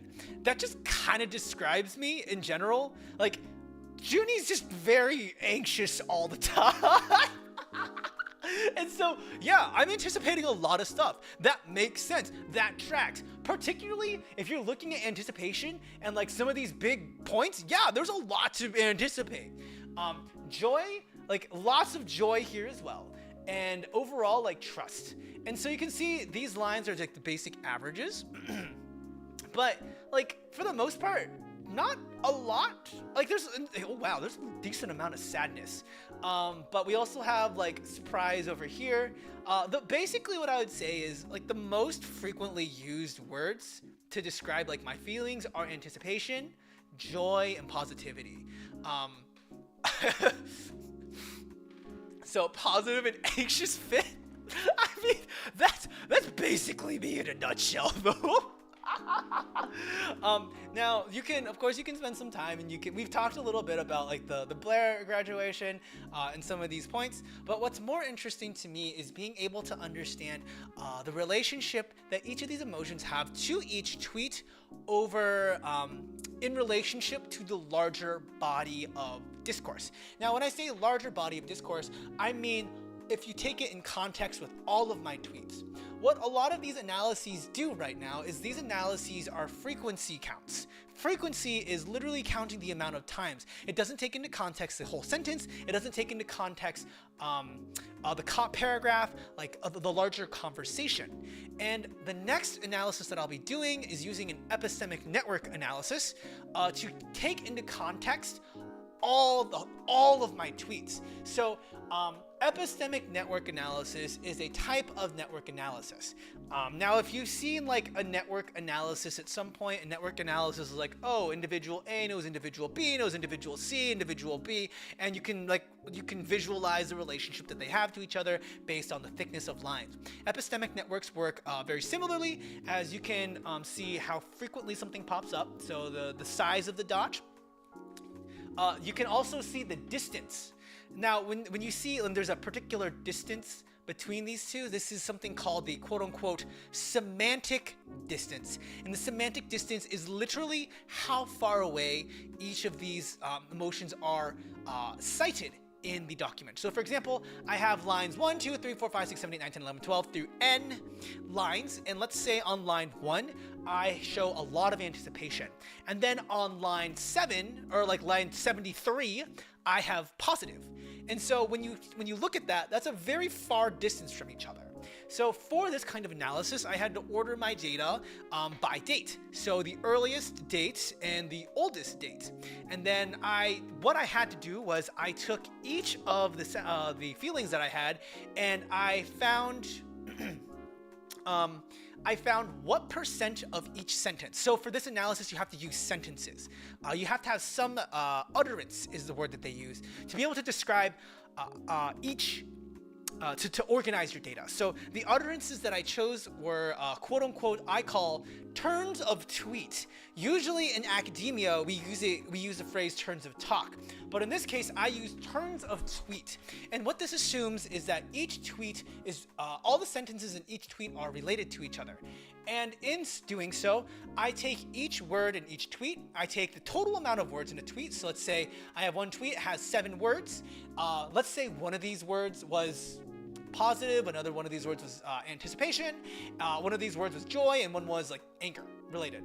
And what I did was I found what percent of the sentence was made up of this particular emotion, this particular sentiment. From there, I took all the sentiments and the percent of how they showed up, and I found what is the 50th percentile of how often they're used. And the 50th percentile of how often they're used is 5%.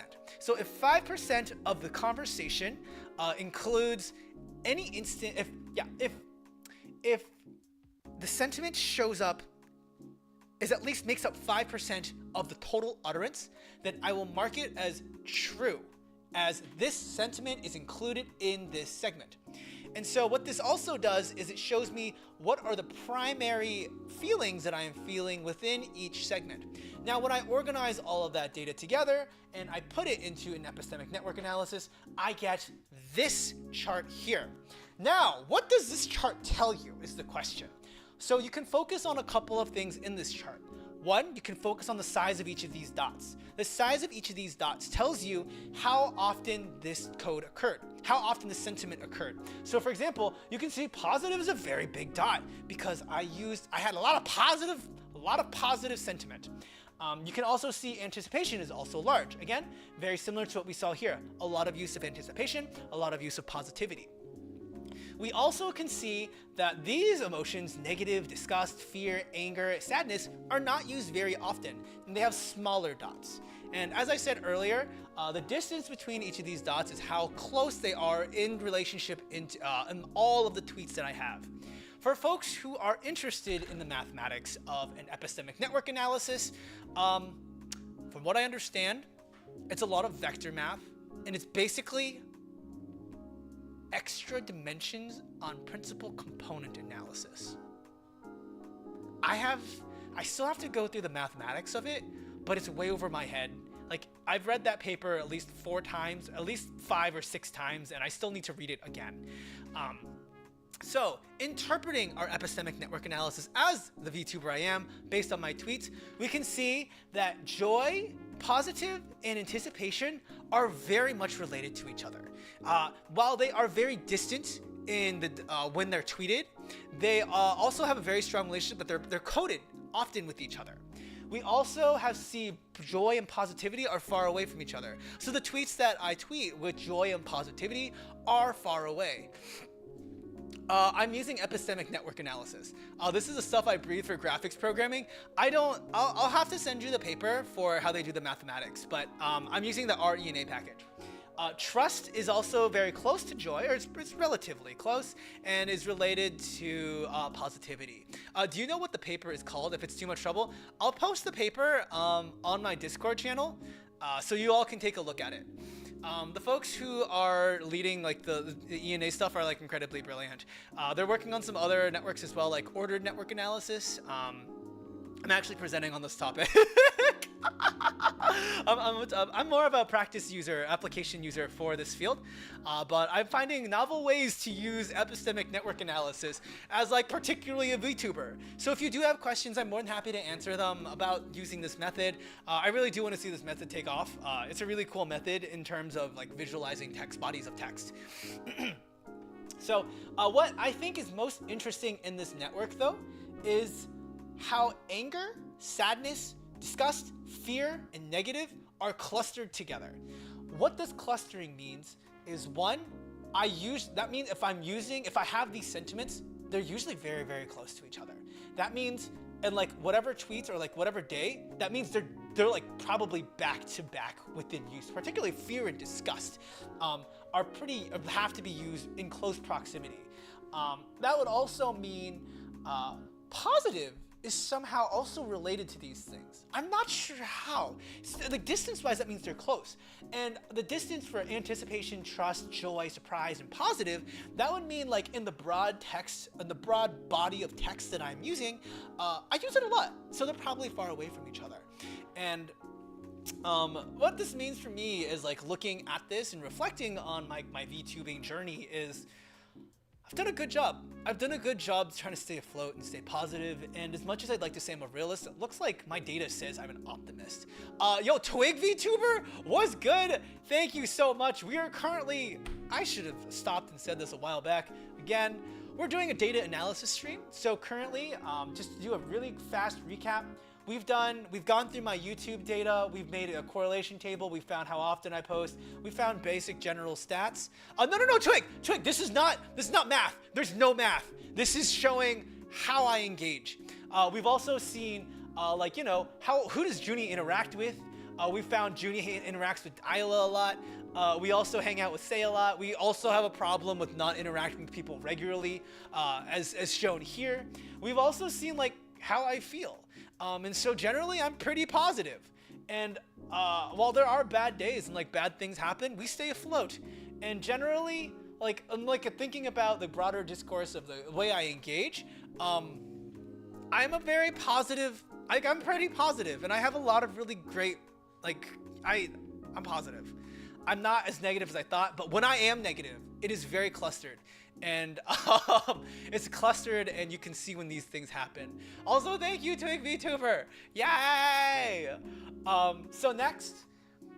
So now that we've taken all of my Twitter data, my YouTube data, and we can assume to a certain degree that the way that I post and interact on Twitter is how I engage and how I generally feel that day. We're going to make that assumption, although it may not be generally true all the time. We're going to move forward with that assumption. Oh no, that's why Excel is there. Well, I did all this analysis in R. I can use Excel when I need to. What I did was I put together the YouTube and Twitter data. And when you put together the YouTube and Twitter data, you can find some interesting things. What I did to put the YouTube and Twitter data together is kind of natural for so to that point, I actually don't have a lot of negativity. There's like there's not a lot of negativity. There's no relationship between these negative things. But I generally stay positive, and I hate myself for that, but also it's really the thing keeping me going. But going back to putting the Twitter and YouTube data together. Now, I know a lot of people say like Twitter accounts don't really translate to YouTube. YouTube doesn't really translate to Twitter. And I would say based on the correlation table and the data that I have by day, that makes sense. If you look at the Twitter, if you look at this correlation table that I included before, you can see that the Twitter data is correlated to the Twitter data, and the YouTube data is correlated to the YouTube data. But when you try to see the intersection of YouTube and Twitter data, there's not a lot. So if you look at each of these, the T's in front of each of these words indicate that it is a Twitter variable. The YT indicates it is a YouTube variable. So if you look at the total Twitter posts, total Twitter posts almost has no correlation to my impressions, my subscribers, my watch time, my views, period. Like almost no impact. Views, same difference. Maybe a little bit to YouTube impressions. Maybe, but marginally. And so you can also go the other way. Like you can see that the YouTube and Twitter data is just, they don't interact. and that's to say, like, they are two different communities. Very, very different communities. And with some of the resources that YouTube has to offer, such as the community tabs, YouTube can operate in very similar ways to Twitter, but everyone's already on Twitter and X. And so, yes, Twitter is a great way for me to get my word out, but it's not necessarily translating to my YouTube follows. Yep. And like Twig, that's what the data says. The data says like basically, how do I get people from Twitter to go to my YouTube page and interact with my other content? And my correlation table based on the data that I have shows that either I'm not doing a good job, or two, it just doesn't happen. And yeah, we have evidence there. And again, this is not to say that you shouldn't do it. Like I'm still gonna be on Twitter because I interact with people. That's how I find people. That's how I find new content. Because YouTube does not do a good job finding. Like I can't find any content on YouTube. But Twitter is a really good place to do so. And while you don't see the direct benefits based on these variables, you can absolutely find some kind of connection. Now the next post is the comparison of the YouTube and Twitter metrics. While we see that they're not directly correlated to each other here, we can still see if they have some kind of relationship in direction. So what you have here is each of the different analytics broken out over time with debut, Blair graduation, and the 1K celebration. And what you can pull from this is they do share similarities. They share similarity. Actually, they don't share any kind of similarities at all. Like the Twitter engagement has not really changed over time whatsoever. Like my Twitter engagement from day one is very similar to Twitter engagement from like where we are now. Twitter likes is a little better. Like we had a dip, like during the Blair graduation, post Blair graduation, we had a dip in our Twitter likes, but we're back up to where we started. Retweets, a lot more retweets now. The retweets are definitely helpful from you all, and also SD, I see you retweeting. I see management retweeting, so we are getting a lot more retweets. Also, I did just in general on Twitter have less posts. I just did not post for a short period of time. Twitter also my views. We can confidently say I'm doing well, and I actually am getting more views on my stuff, which is great. I'm getting more exposure, but does that translate to anything? Also, dry bones high. I love data as well. In general, YouTube impressions, subscribers, posts, impressions have been increasing.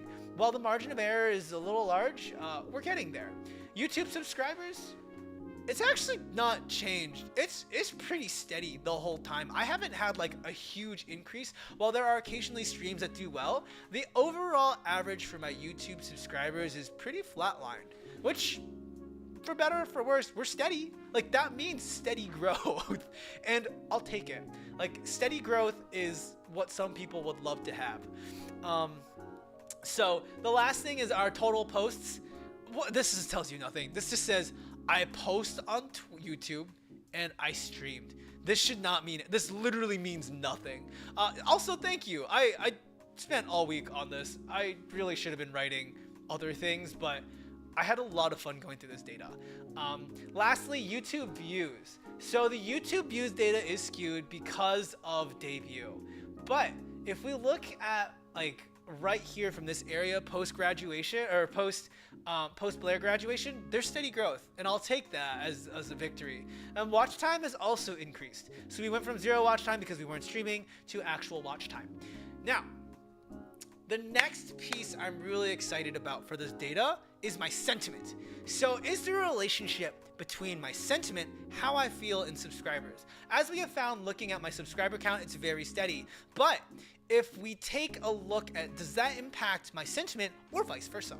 So to clarify though, before we get into this analysis, my goals of streaming are not just to focus on subscriber count and views and all those sorts of things. While those are a way to measure growth in my metrics, they are not the healthiest way for me to measure my metrics and my growth.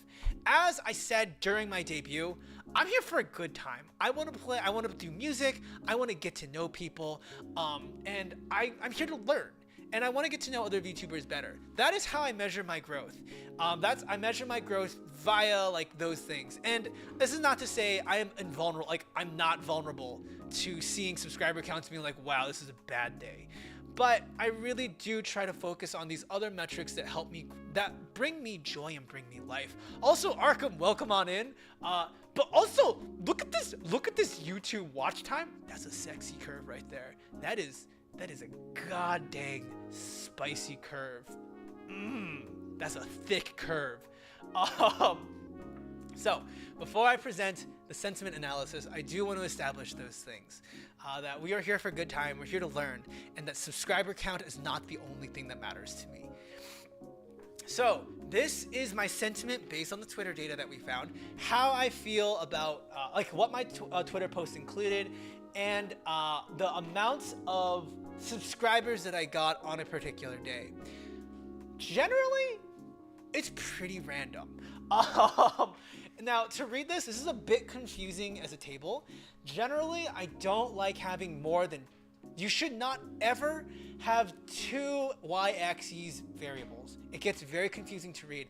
But to contextualize a subscriber count, I think it's really, really helpful to look at this. So on the left part of the y-axis, the sentiment frequency tells you how many words I use particular to this word. So anger, I had like 10 words of anger.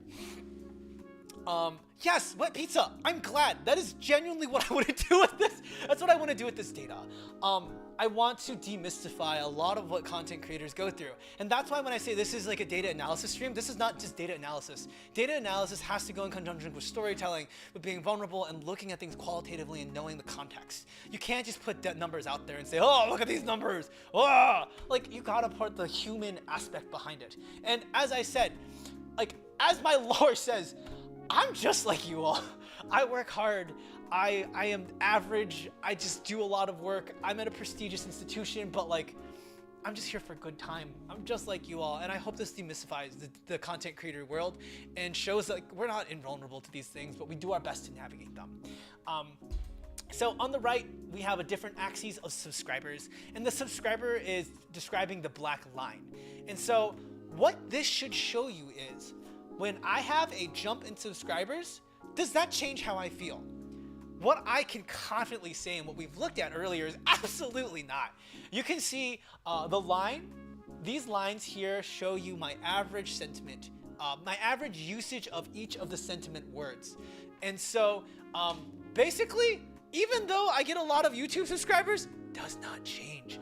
Anticipation does not change. I'm always anticipating. My joy did not change at all. There was no significant thing. Positivity did not okay, it did dip, but like that's a different story. We know the story behind the dip. Like these things do not change. So when I look at my subscriber count, you can genuinely know that I don't care. Not caring does not mean I don't appreciate. I appreciate every subscriber because the grind is rough. It is a challenge. But you all have made it very, like, I've been trying to be consistent from day one to day wherever we are now, that I'm here for a good time, and my goals are very much set as to what I'm going to do. Now, the next chart that I have is Twitter sentiment and views. And so again, even though we have already seen that over time, that my sentiment is pretty like standard, yeah, this also shows that even though we get spikes in views, we chillin'. We're chillin'. And of course, this takes place over time.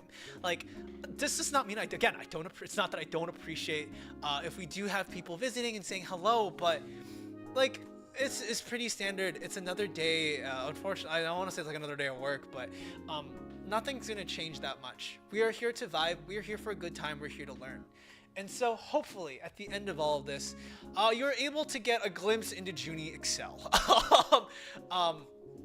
Can we get some least squared regression lines on here to balance out the easiness of this explanation? I actually did add, so these lines are actually least square regressions. These are regression lines. This is the geom smooth option. It does do a regression based on date and a sentiment. I actually did have a least squared regressions planned. I had a bunch of variables planned out for the least squares regression, but in terms of storytelling and in terms of ease of understanding, I did not include it. One, because I'm bad at least squares regression and explaining what least squares regression does. And two, it's a lot of extra work without the payout that I want on it. Like, a lot of these visualizations, they're digestible because you can look at it. Versus a least squares regression, if it's more than two variables, you're not gonna be able to visualize it. And the reason you can't visualize a least squares regression with more than two variables is because you basically, every time you add a variable, you add an extra axis. So you'd have an X, Y, Z, A, B, C, D, E, F axis on your least squares regression, and you can't visualize that as easily with some of these plots. With that, that is tidying up big, nasty data. And that is, that is my social media analysis. I spent the past 3 days working on this nonstop.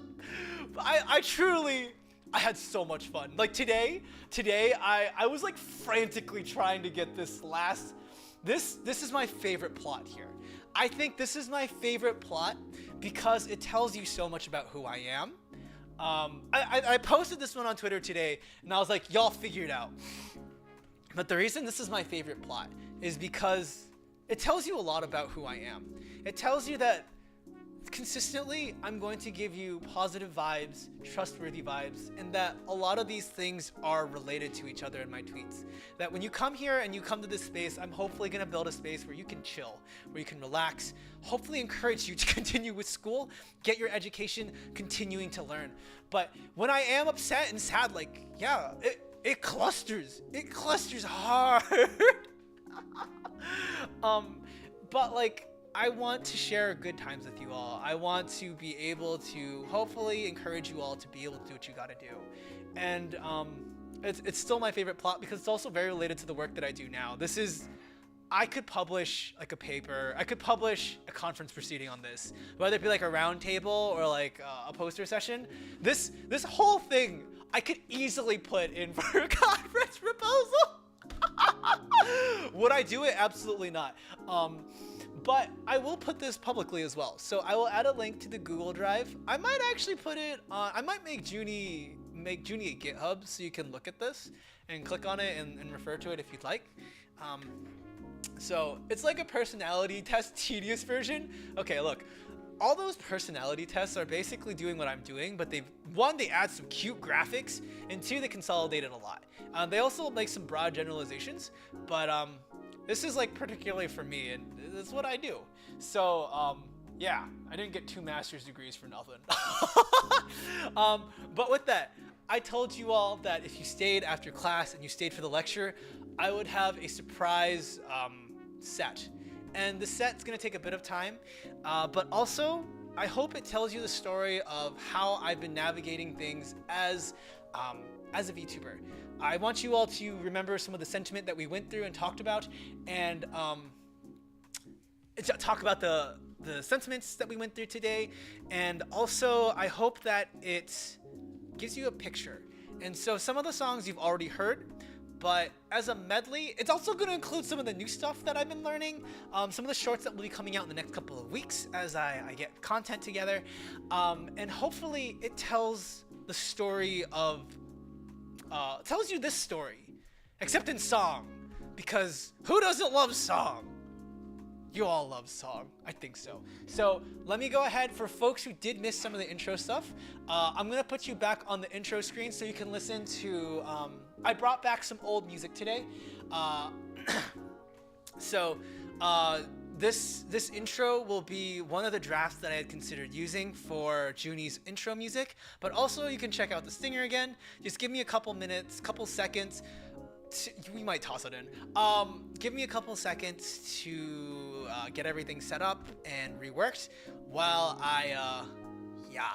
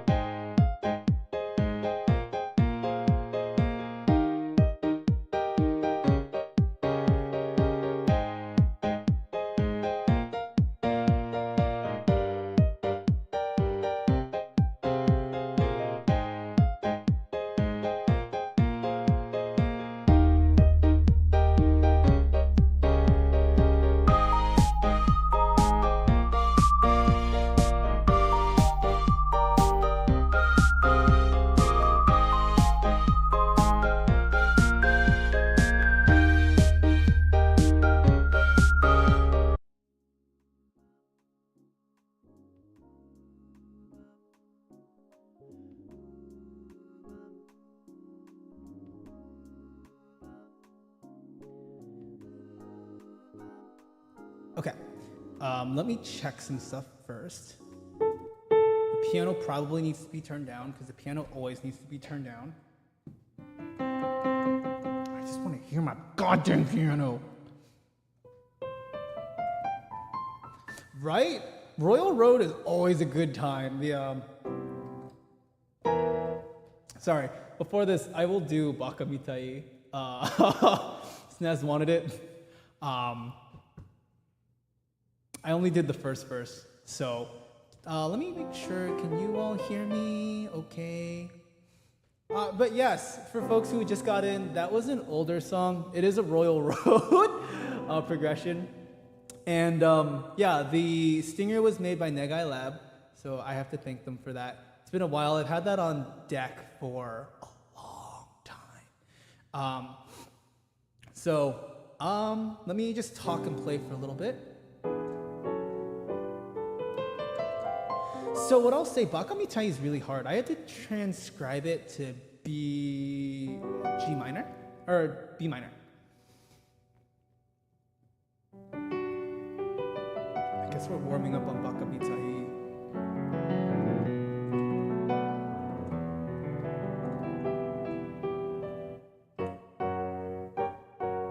Yeah, that's it.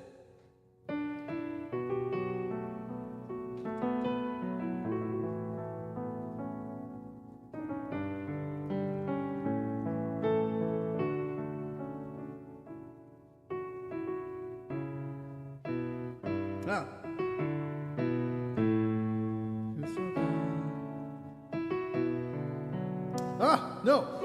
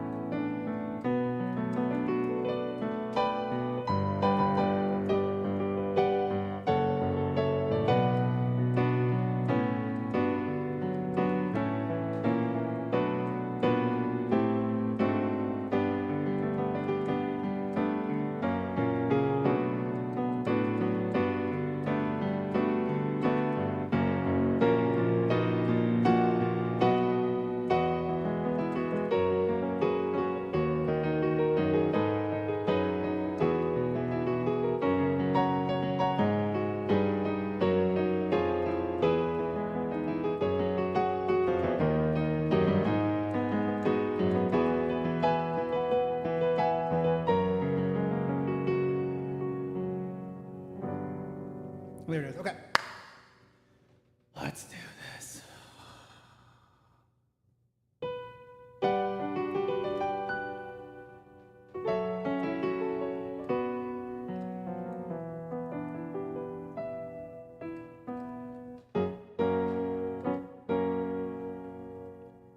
Baka mitai kodomo nano ne. 夢を追って傷ついて嘘が下手のくせに笑えない笑顔見せた I love you もろくに言わない口下手でほんのに不器用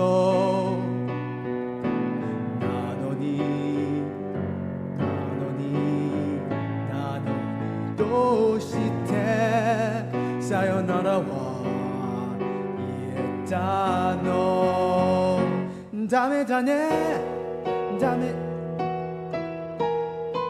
ダメだねダメよダメなのよあんたが好きで過ぎすぎてどれだけ強い良さでも歪まない思いだバカみたい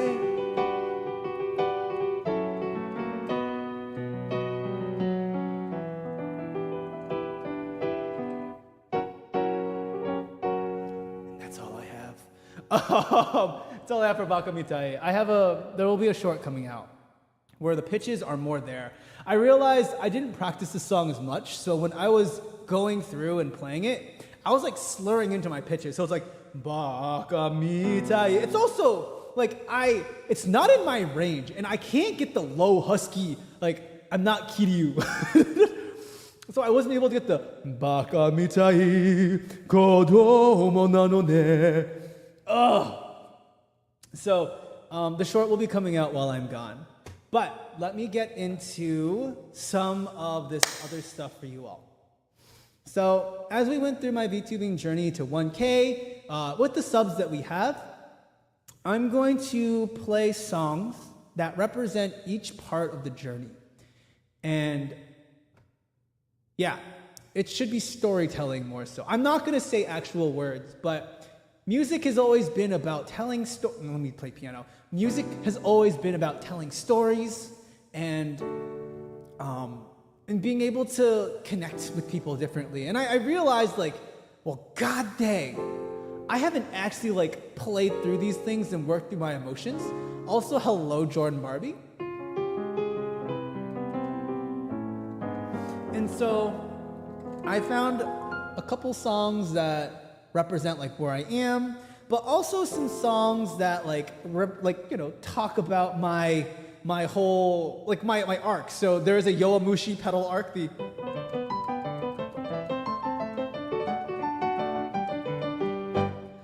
So I've included that. I've made some references to some of the other stuff. There's also some sadder references, but hopefully you enjoy it. Hopefully you enjoy it. Do you need a bass? Yo, I'm always down for live playing. Like, if I could just get live people to play with me, I'd be down all the time. But let me go ahead and get started. I also don't know how worn out my voice is. I've been talking this whole time, so I think some of these pitches might not be there just because I'm talking, voice is tired. But we'll do our best. I'm going to start off with something I think most of you should know.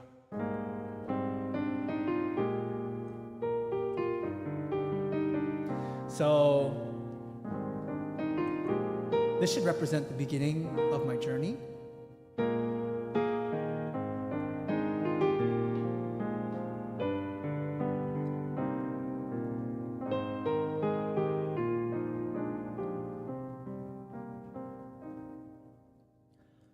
Someone in the crowd is the only thing you really see. Watching while the world keeps spinning round. Somewhere there's a place where I find who I'm gonna be. Somewhere that's just waiting to be found.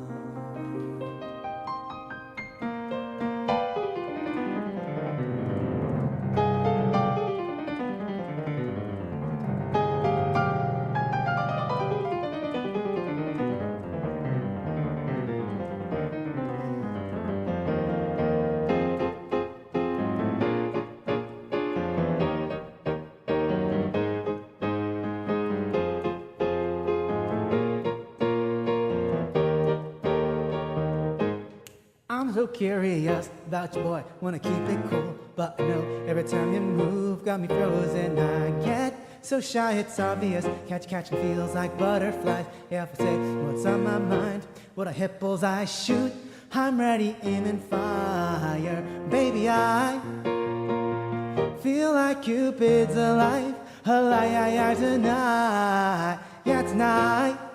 Cause if your heart beats the same way, let me know, cause I'm boom, boom, boom from head to toe now.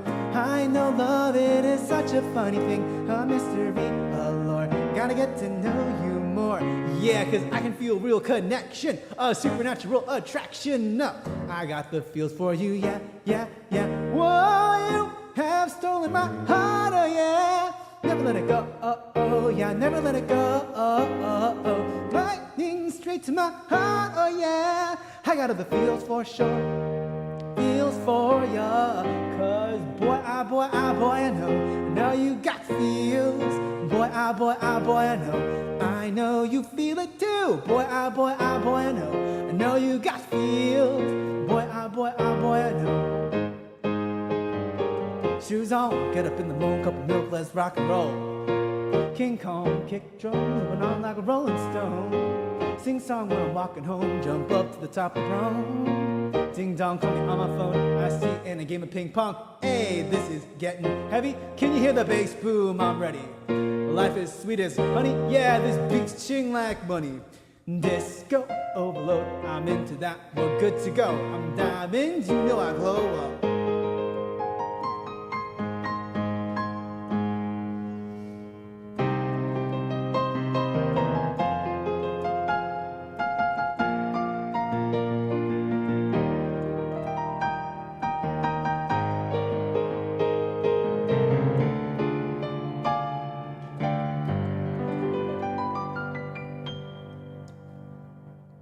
At first I was afraid, I was petrified.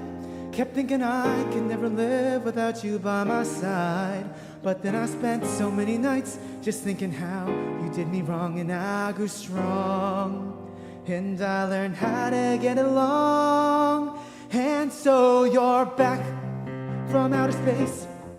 I just walked in to find you here with that sad look upon your face. I should have changed that stupid lock. I should have made you leave your key. If I had known for just 1 second you'd be back to bother me. So now just go, walk out the door. Just turn around now, cause you're not welcome anymore. Weren't you the one who tried to hurt me with goodbye? You think I'd crumble, you think I'd lay down and die. Oh no, not I will survive. Oh, as long as I know how to love, I'll know I'll stay alive. I've got all my life to live, I've got all my love to give, and I'll survive. I will survive. Hey, hey.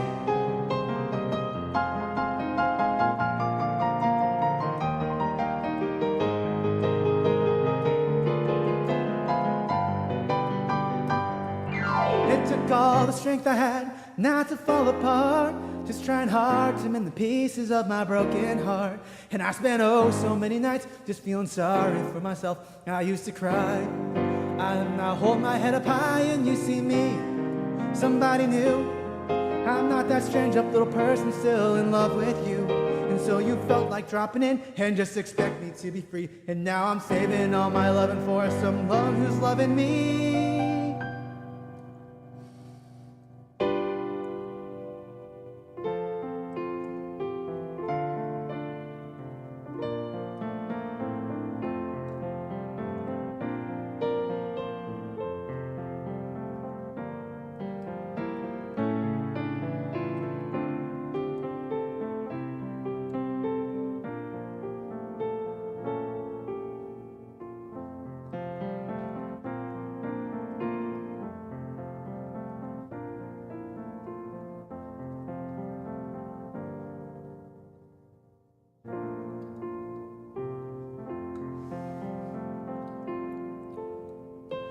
Moon river, wider than a mile.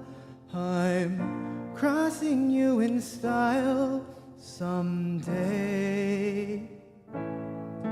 Oh, dream maker, you heartbreaker, wherever you're going, I'm going your way. Two drifters off to see the world. There's such a lot of world to see. We're after the same rainbows and way and run the bend, my huckleberry friend. Moon, river, and me.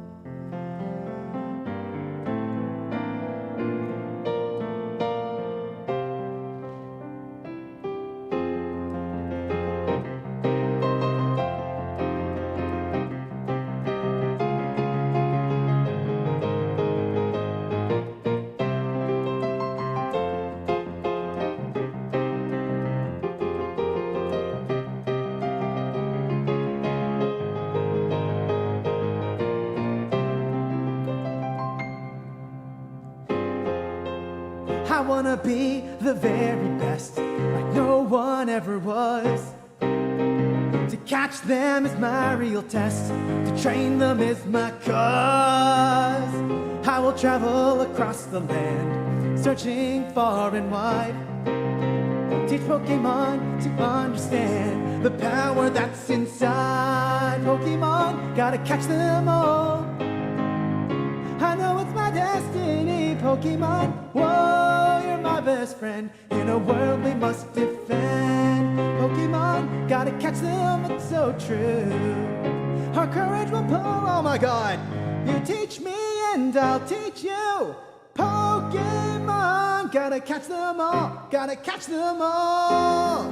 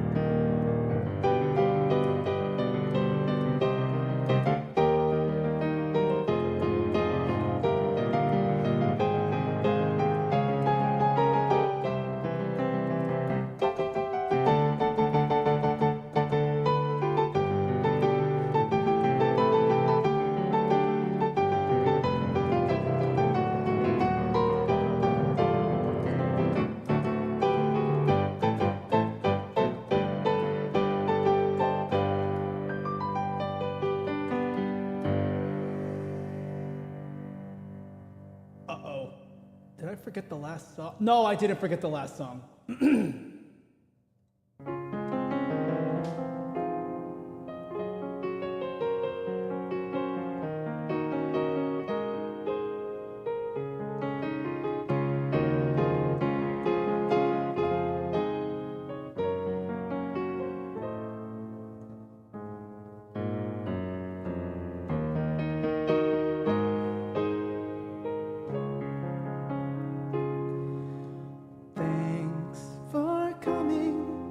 Seeing me again, appreciate your time.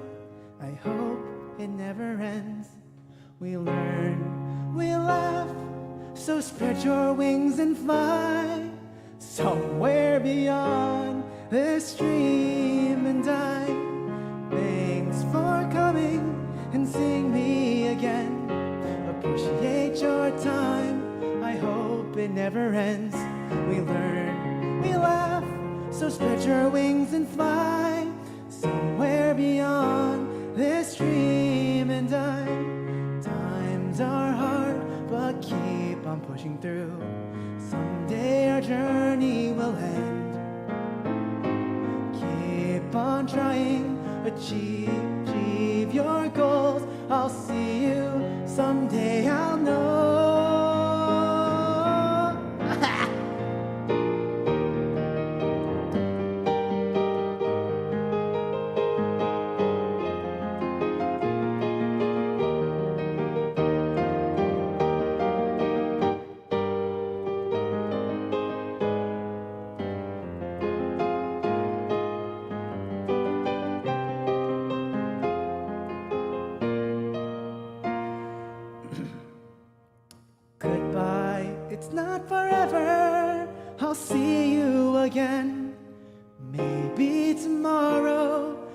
perhaps eventually, and then we'll do what we've always done like before.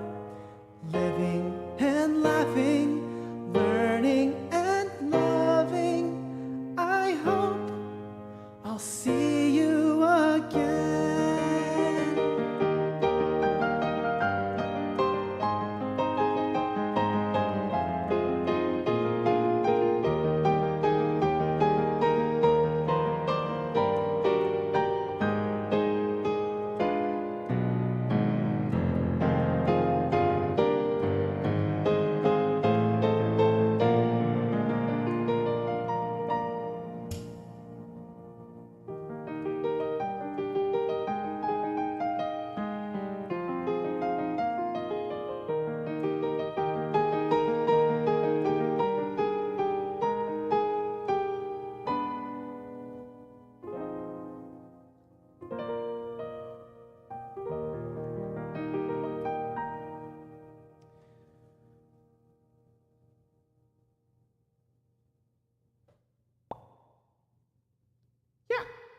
So hopefully, I think each of those songs should hit a different point. So, yeah, let me mark that. Blah, blah, blah. So the whole point of that, oh, thank you, Mom. Oh, hi, Mom. Sorry, thank you. Thank you for being here. Yes, check out my, that sounds weird. Please check out Toyo-sao's work. She's a cute bunny, and also she does a lot of amazing artwork in Fire Emblem Heroes, and also a lot of illustrations in general. I don't know much about her illustrations. I just know they're really pretty, and I appreciate Mom greatly. So the set that I did was supposed to hit on a couple of different things that we talked about in the data analysis stream. So going back to, yeah. It's also thank you, Kun. Yeah, it's been a roller coaster, and I hope that song was able to capture a lot of it. I wanted to start off with someone in the crowd, because when you start on this journey, you are someone in the crowd. I am still someone in the crowd, and there's plenty of opportunities. But the first, I did the Revolutionary Etude, because the Revolutionary Etude is named the Revolutionary Etude, but also it is the song my 2D debuted on. That 2D debut song went into our, the songs that I did my debut on, The Feels and Dynamite. I forgot what the pitch was for Dynamite, so we just talked through it. After that, we did, what did we do after that? We did I Will Survive, given some of the events that happened. And then after that, we went into Moon River. Moon River is definitely, that was what I sang at Blair's graduation. And then Pokemon has actually been on the dock for a while, but my voice is very tired right now because I've been talking for the 2.5 hours straight. So we missed a lot of Pokemon.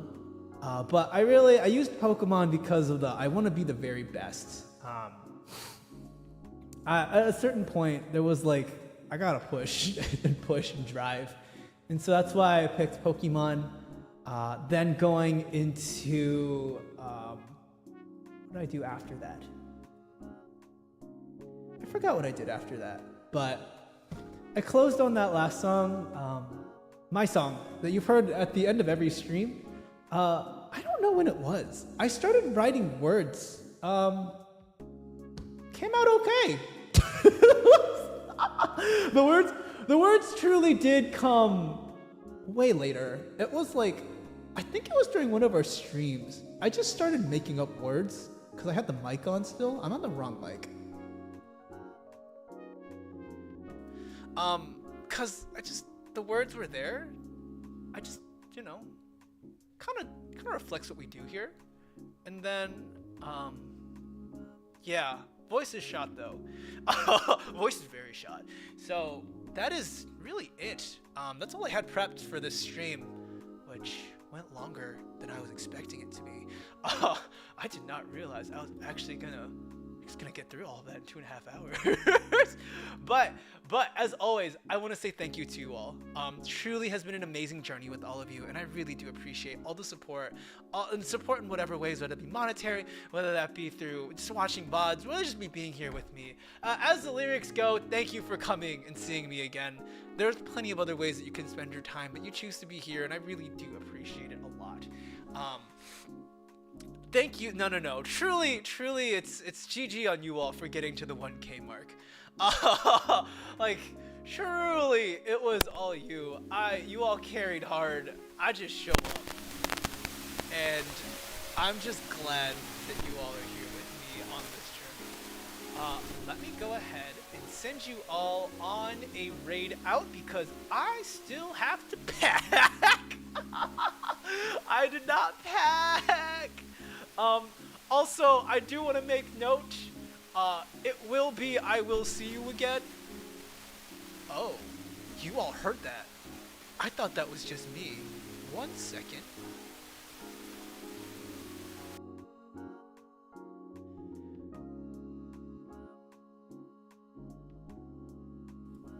Hello? Okay, it stopped.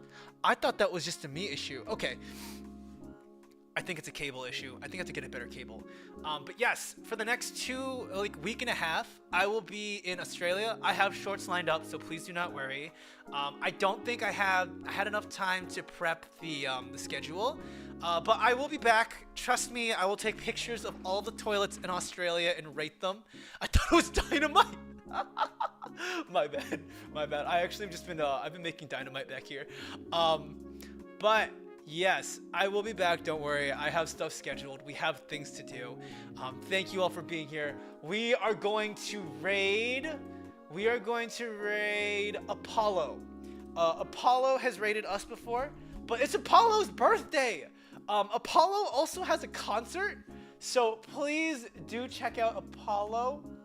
Where's Apollo? Did Apollo stop streaming? I'm gonna fight this man. Hold on.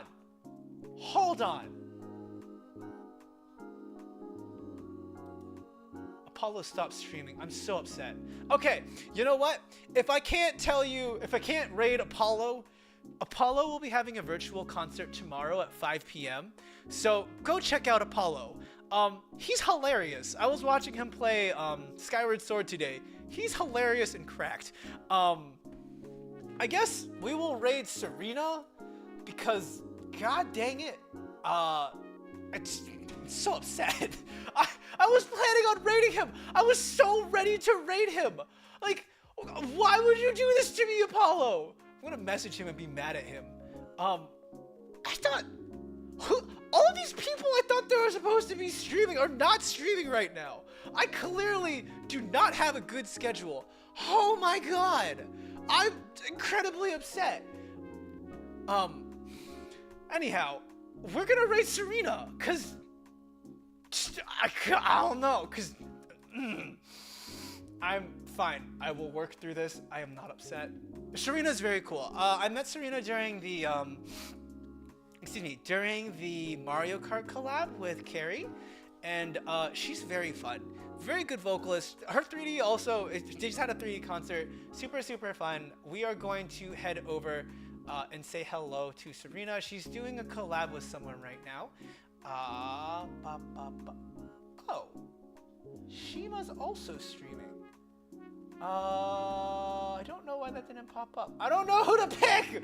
Indecisive. Do you all want Watermelon Game or we're gonna raid Shima. I believe we've done like an informal raid with Shima before. He is a wonderful, adorable king. He's so cute, and he's playing the Watermelon Game. But with that, I will play us out one last time on the ending theme, and I will see you all later because I do have things scheduled for later. Lots of things. And I will actually play you out this time. Let me turn off the BGM for the transition.